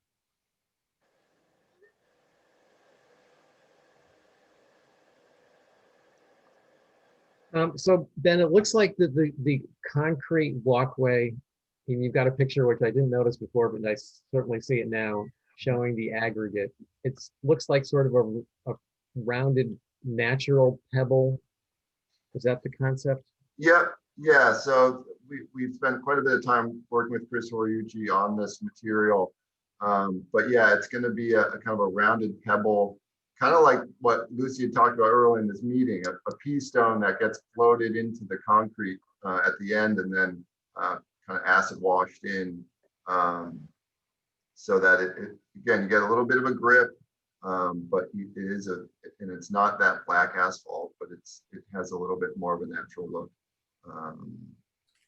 And it's not stone dust, which is just a maintenance disaster that doesn't really help anybody in a wheelchair if it's not properly dealt with. So. Okay, I like it. I think it'll look like a pea stone gravel pathway, but it's going to have the texture and firmness for wheelchair use. So I'm okay with that. The other question I had, Ben, is the parking area down by Milestone Road. You have to probably go back up to the plan. It shows some bushes, probably existing existing vegetation on either side of the parking area. Is it possible to put in just some native bushes, low bushes in front of that parking, just to screen it a little better from the Milestone Road, so we're not staring at parked cars? That was a hot button item that we spent quite a bit of time talking about within our design group. The problem that the land bank is finding with their Hinsdale Park with the playground is that people are doing things in that parking lot off hours that they shouldn't be. And even though it is fully visible from Old South Road, there's a big concern of if we do hide this through heavy screening, that it's open, you know, they're not going to gate off the parking lot. So there's a certain, we wanted the police and people to be able to see in there as they drive by in the evening and nighttime. Definitely, it shouldn't be like grass right up to the new bike path, but we could put in, yeah, it says scrubland, seed, and loam. But there is a certain level of security that's been considered with this issue. And we're also hoping that people driving on Milestone will be able to see in there, will be able to see the meadow and kind of create a vista as you drive down Milestone. Yeah, I wasn't suggesting any tall vegetation. It's just sort of cover them, you know, just 2 or 3 feet high, just to cover the edge of the parking, you know, bumpers and hoods and stuff. But I get the security question, but I don't know, maybe something besides mowed, and it doesn't look like you're going to mow it anyway, but just to keep it kind of bushy, you know, low. That was really, you know, I had a question earlier about the aggregate, but I discovered what that is now. So I don't have any other questions about this one, Ben or Lucy. Yeah, mortared brick. I'm not crazy about that stuff, as from my experience that it usually mortar breaks up and makes a mess. The town of Edgartown has a problem with that. So like just set in stone does. Yeah. Yeah. Yeah. So there's flexibility to it. Yep. Okay. In the central area there, you have a electrical transformer that should be screened. I appreciate you're not using the asphalt on paths, especially so close to the harbor, because asphalt is toxic. And then lastly, I'm concerned about lighting. Where the water company's new parking lot is, they have this lighting there that is on steroids. It would be a shame to see that on such a beautiful piece of property. So I think some sort of lighting plan would be nice. Yeah, I don't think we're proposing any lighting, to be honest with you. I don't think there is. It's closed at dusk, between dawn and dusk, it's closed. So, or try that backwards. But so no, I don't think there's any lighting. Well, I mean, I think noted. If they are going to have lighting, it should come back. I mean, I'd hate to see, you know, even low lighting every 15 feet along all that pathway. It looked like an airport. No, it won't have. If that, obviously we'll come back with any lighting, but it's not in the cards right now. Okay, at all. thank you. Okay. Angus, thoughts? I think you've said it all. I like the idea of the screening, and I appreciate Lucy's comments about the pads and the screening of the electric and so forth. Good, me too. All right. It sounds like we're good with this one, and then there's one more for the house demo. So Lucille had quite a house up on this bluff, but just because Lucille was the last owner, she was clearly not the first owner. We've done some extensive research into this property. I've spent a lot of time at the house measuring it this past spring. And we've also sat down with Carl and Susan Otison next door. And Carl is a direct descendant of the original settlers of this land. And he's written a personal recollection of the property, which I'm happy to read to you if you guys want to hear it. You guys have time? Sure. Okay. So this is from Carl Otison. Yeah, go ahead. Okay. Carl Otison, January 22nd, 2021. My property was a gift from my mother's father, William, to my parents a few years after they married in 1940. Albert, which is Carl's brother, was born in June 1941, and I was born in 1950. I've spent my whole life on our property. My mother was born in Bob Mooney's house, which now sits at 171 Orange Street. my father, her father, my grandfather, was William Lewis. The Lewis family farm, Milestone Farm, was owned and run by William and my great-grandfather, Simeon, who died in 1918. The farm was active from 1900 to 1940 thereabouts. It was across the street from where I live now and ran from First Milestone, where Lola Burger sits, to Old South Road to Newtown Road, and was bordered southerly by Fairgrounds Road. They had cows and sold milk and grew lots of vegetables. The Poland cottage was owned by my mother's great aunt Lucinda. She called her Aunt Mary, who was the wife of Charles Morey Lewis, a local undertaker on the island at the time.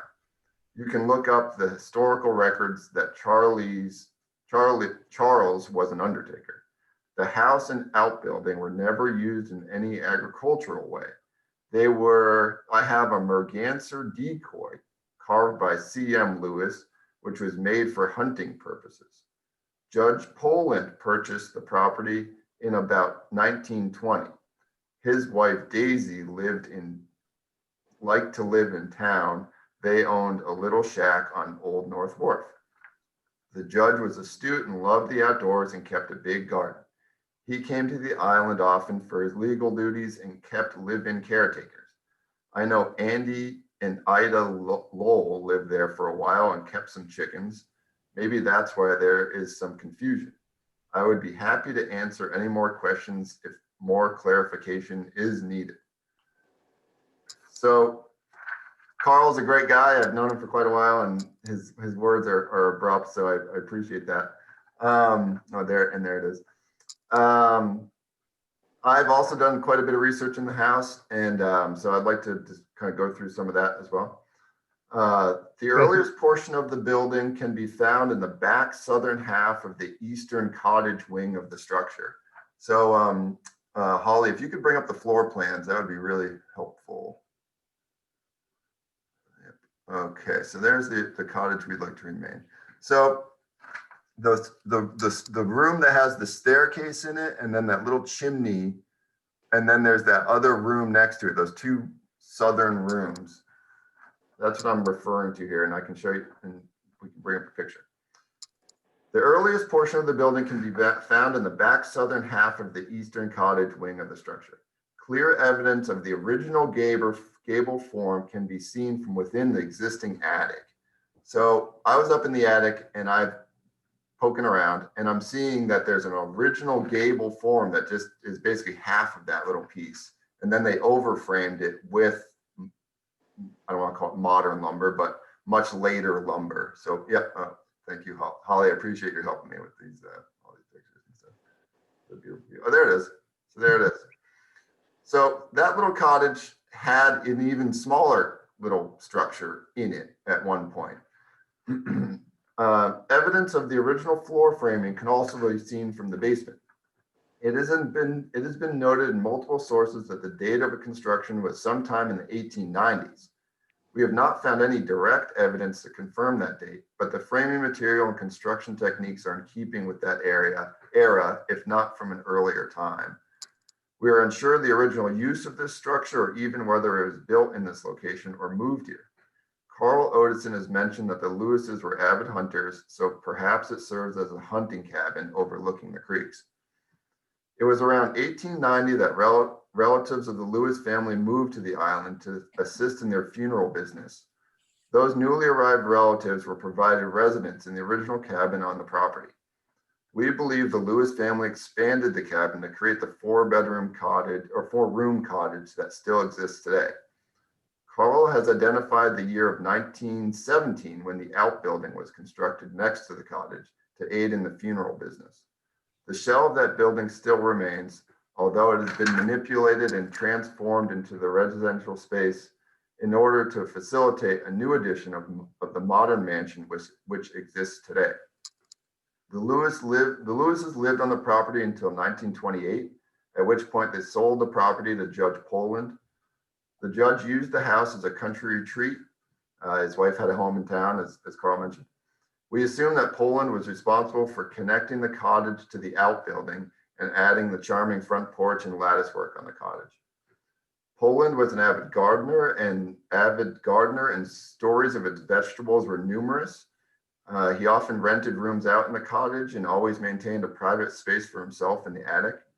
He employed a number of caretakers throughout the years. The caretakers seem to have had a run of the place, and the outbuilding was often used as a mechanic shop. In 1974, Poland sold the property to the Hayes family. There was an initial expansion by the Hayeses at this time that included the conversion of the outbuilding to living space and the creation of a new wing to the east. Then in 1990, the building was further expanded to the form that we see today. The building we see today is an imposing structure. As we learned in the history, in a little over 100 years, it progressed from a small cabin to a luxurious mansion. In many ways, that is emblematic of the evolution of Nantucket. We're proposing to reduce and restore the structure to its original historic form as a small cottage. We have made a conscientious decision to include it in the design of the park and keep it as an iconic fixture on the landscape. It'll stand to represent an earlier time on Nantucket when things were perhaps a little more simple. And so I hope you guys didn't mind sitting through that long-winded presentation, but you know, we're trying to do quite a lot on this property. I think this cottage will be a great little symbol of a simpler time on Nantucket, and the removal of Lucinda's meandering mansion will only further offer us that view of the landscape. So Ben, what is the structure that's up on a truck in the driveway? That was the existing second dwelling that Lucinda built for her. It was actually the canine police officer on the island. And she built it in the 90s, I believe. And we got a move off approval through you guys or through HTC back in the spring for that. Yes. Oh, okay. Sorry. That's moving to Fairgrounds. There's a big hole in the ground on Fairgrounds Road. Okay, sorry. So Ben, can you clarify something? So are you saying that the big residence, the dominant portion of this building was built in 74? Is that what you said? No, so it seems like in the 70s, in 74, they added a big wing to the east. I don't know what it looked like then, but then in 1990, I have a set of architectural plans from Design Associates that represent essentially this, although they tweaked it in the construction. But so sometime between when Lucinda bought it from Poland in 74, they did a bunch of work, and then the set of plans from Design Associates in the 1990 referenced like over, building on top of this wing, but it was all in that eastern side. So there was two phases that got it from the cottage and the outbuilding to where it is today. So the part that's being torn down, where Holly's arrow is now, how old is the oldest part of that building? So going from, let's say the right-hand side, that's all modern, no later than 74. Okay, here we go. Yeah, zoom in on there. Yeah,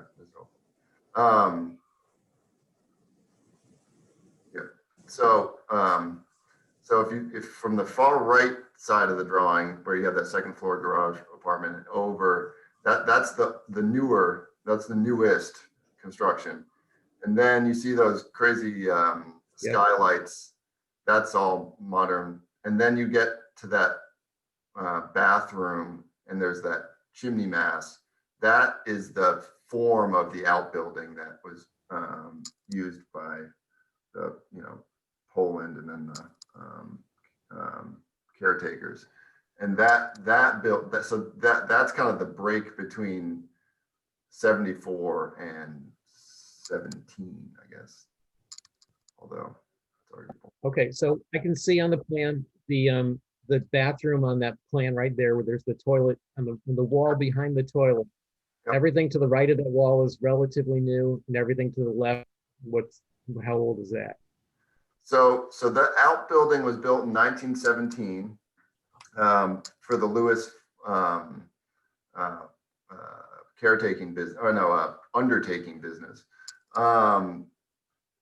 What it looked like at that point, we don't really know. But what it turned into, we think that Lucinda in 1974 took that building and turned it into what it is today, and potentially added, you know, that side new wing to the east at that time as well. So if we look at the elevations, that'll make a little bit more sense. Mhm. Chair,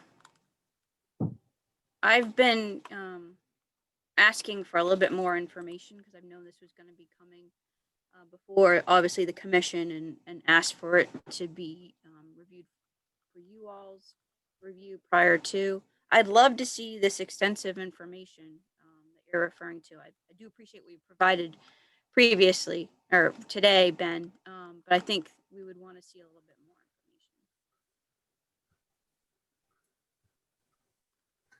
Like, I mean, do you want me to submit what I just read to you guys? Is that what you're referring to? Well, you mentioned a couple of times, I think Land Bank has as well, there's been extensive research done, and haven't really seen much of that.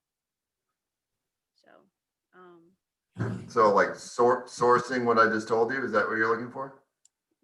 yeah. Ben, what I'd like, Ben, one second, Mary. Ben, what I'd like to see is that, you know, on the floor plans, as you know, maybe if you could indicate just certain blocks of the building and attribute an age to those blocks.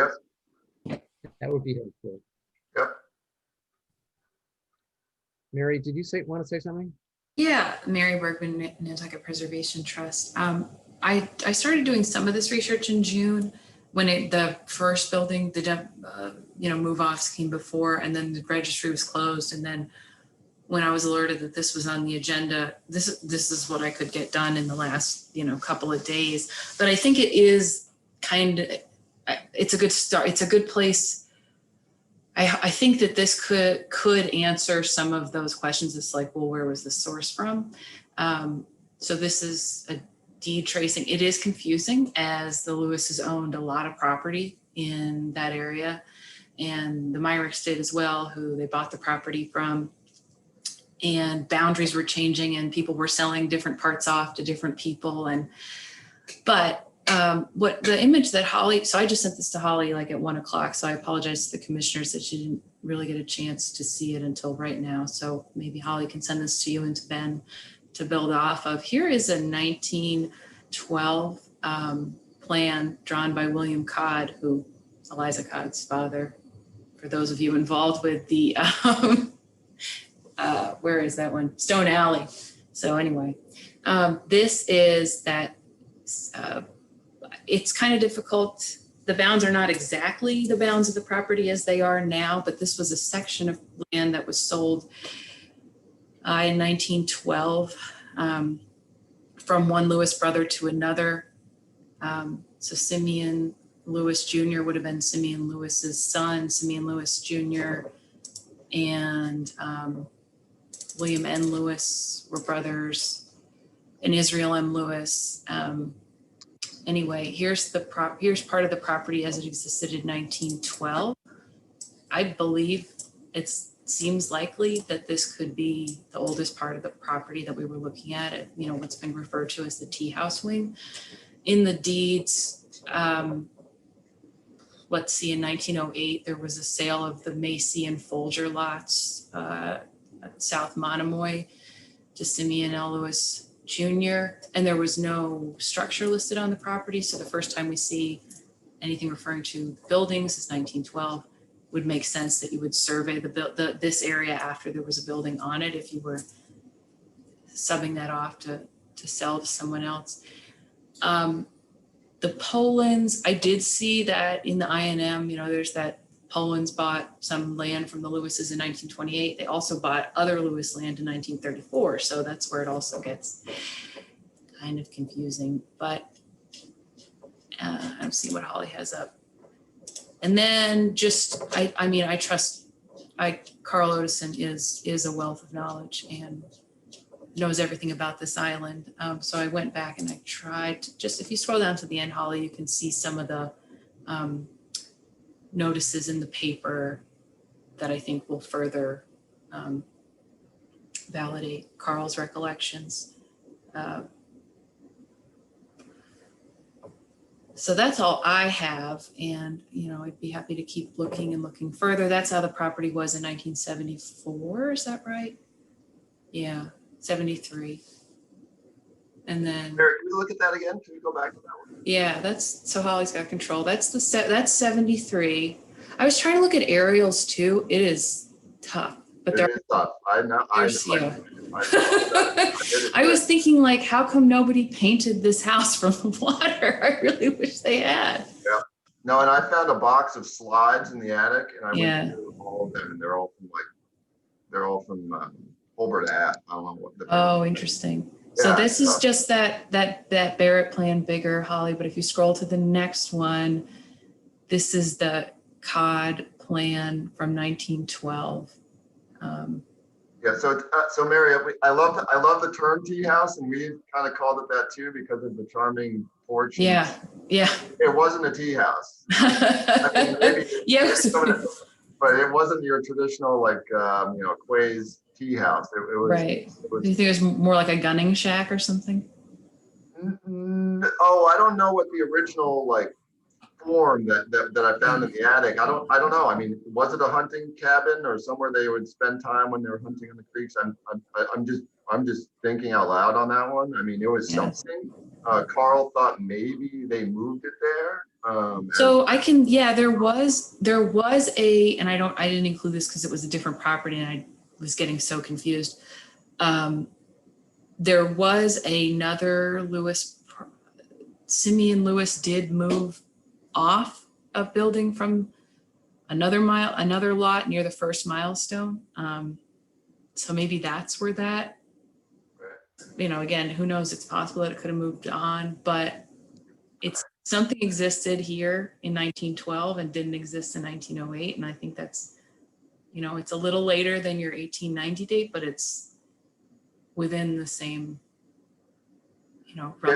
Yeah, in the 1890, that date was on the GIS or the appraiser's thing, and then in an engineering report it mentions the 1890, but that's the only reason we have that date. I think that the takeaway on this though is that although this building is going to be uninhabited and it's going to be sort of a monument on this property essentially at this point.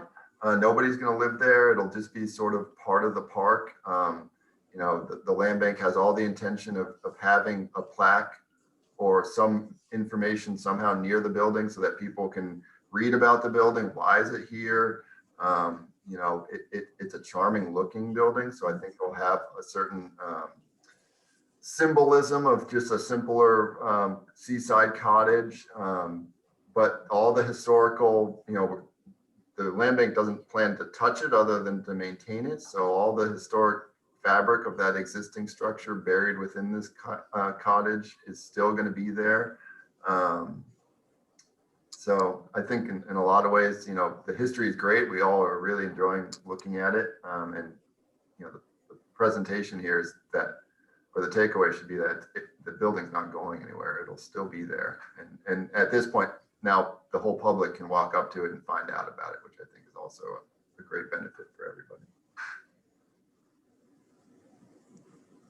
So my current thinking is that there's obviously a lot of different additions put on this building, and the newer ones post 74 or around that date aren't of much of a concern to me. It sounds like there's a section of the building that's early 1900s, and I tell from the drawings how big it is, what shape it is, and if it's salvageable under its current use.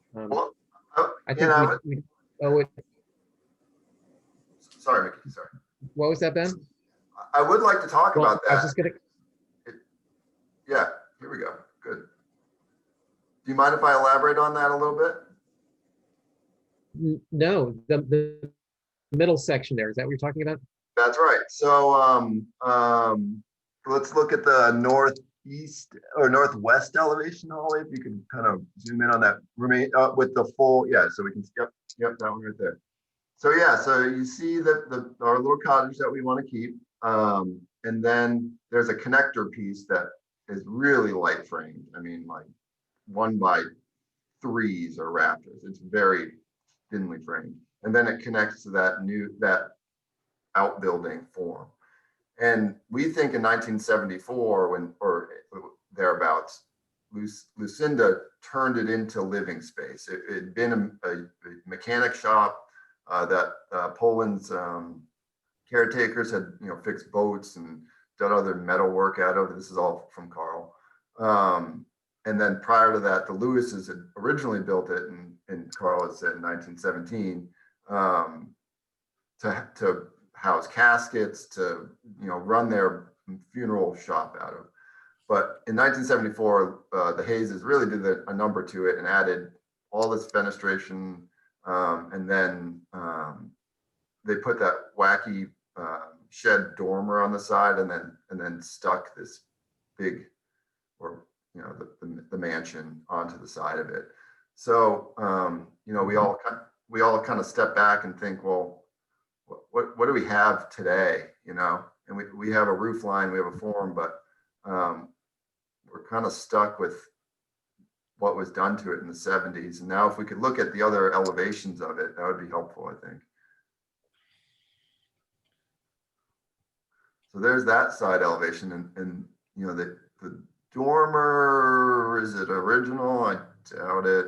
And of course that window, that double window, is probably not.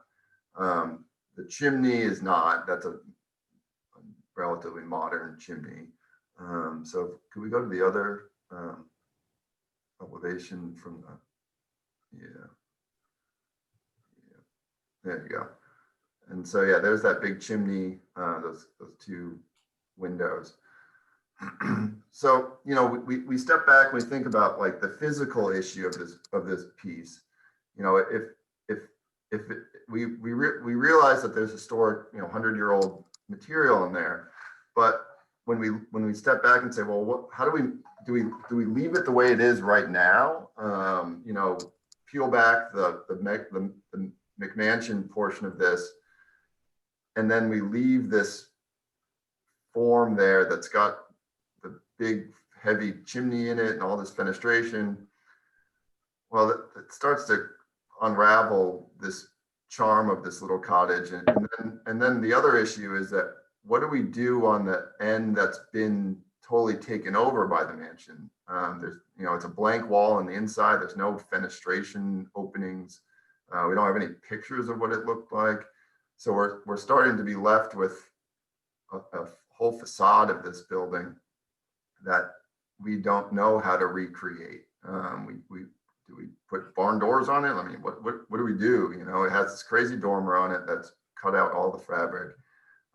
So that's kind of the physical issues of it. And then of course there's kind of the park setting issues. If we did leave it the way it is right now with all those crazy windows, and we figured out what to do on the southeast elevation to make it look like something we can, look at, it's a big imposing piece. I think the view when you're at this park is going to be just jaw-dropping, and to have this kind of modified barn thing with all these crazy windows in it that don't make sense anymore, it doesn't feel right. It kind of takes away from that quaint seaside cottage that gets tucked into this public park. And I think that's where we've struggled with that piece, is how to tie it in with the whole presentation of this park, both from a physical perspective, what to do with the actual building, and then from a setting perspective. So.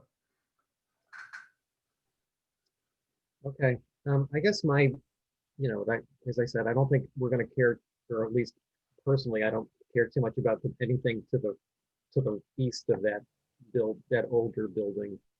I guess the one question might be, is there some way to repurpose that building?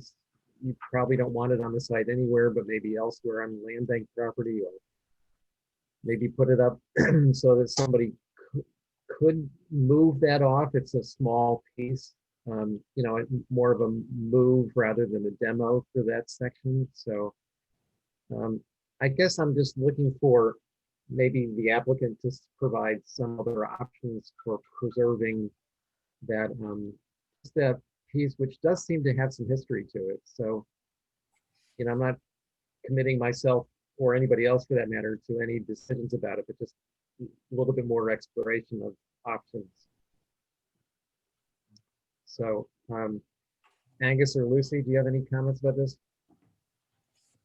I'm fine with the plans, and Mickey, I do like your recommendation. If they could move it somewhere, we have such a housing crisis on the island, and, you know, any structure, especially if it's got some historic fabric that could possibly be reused, I'm all for. Okay, thanks. Angus?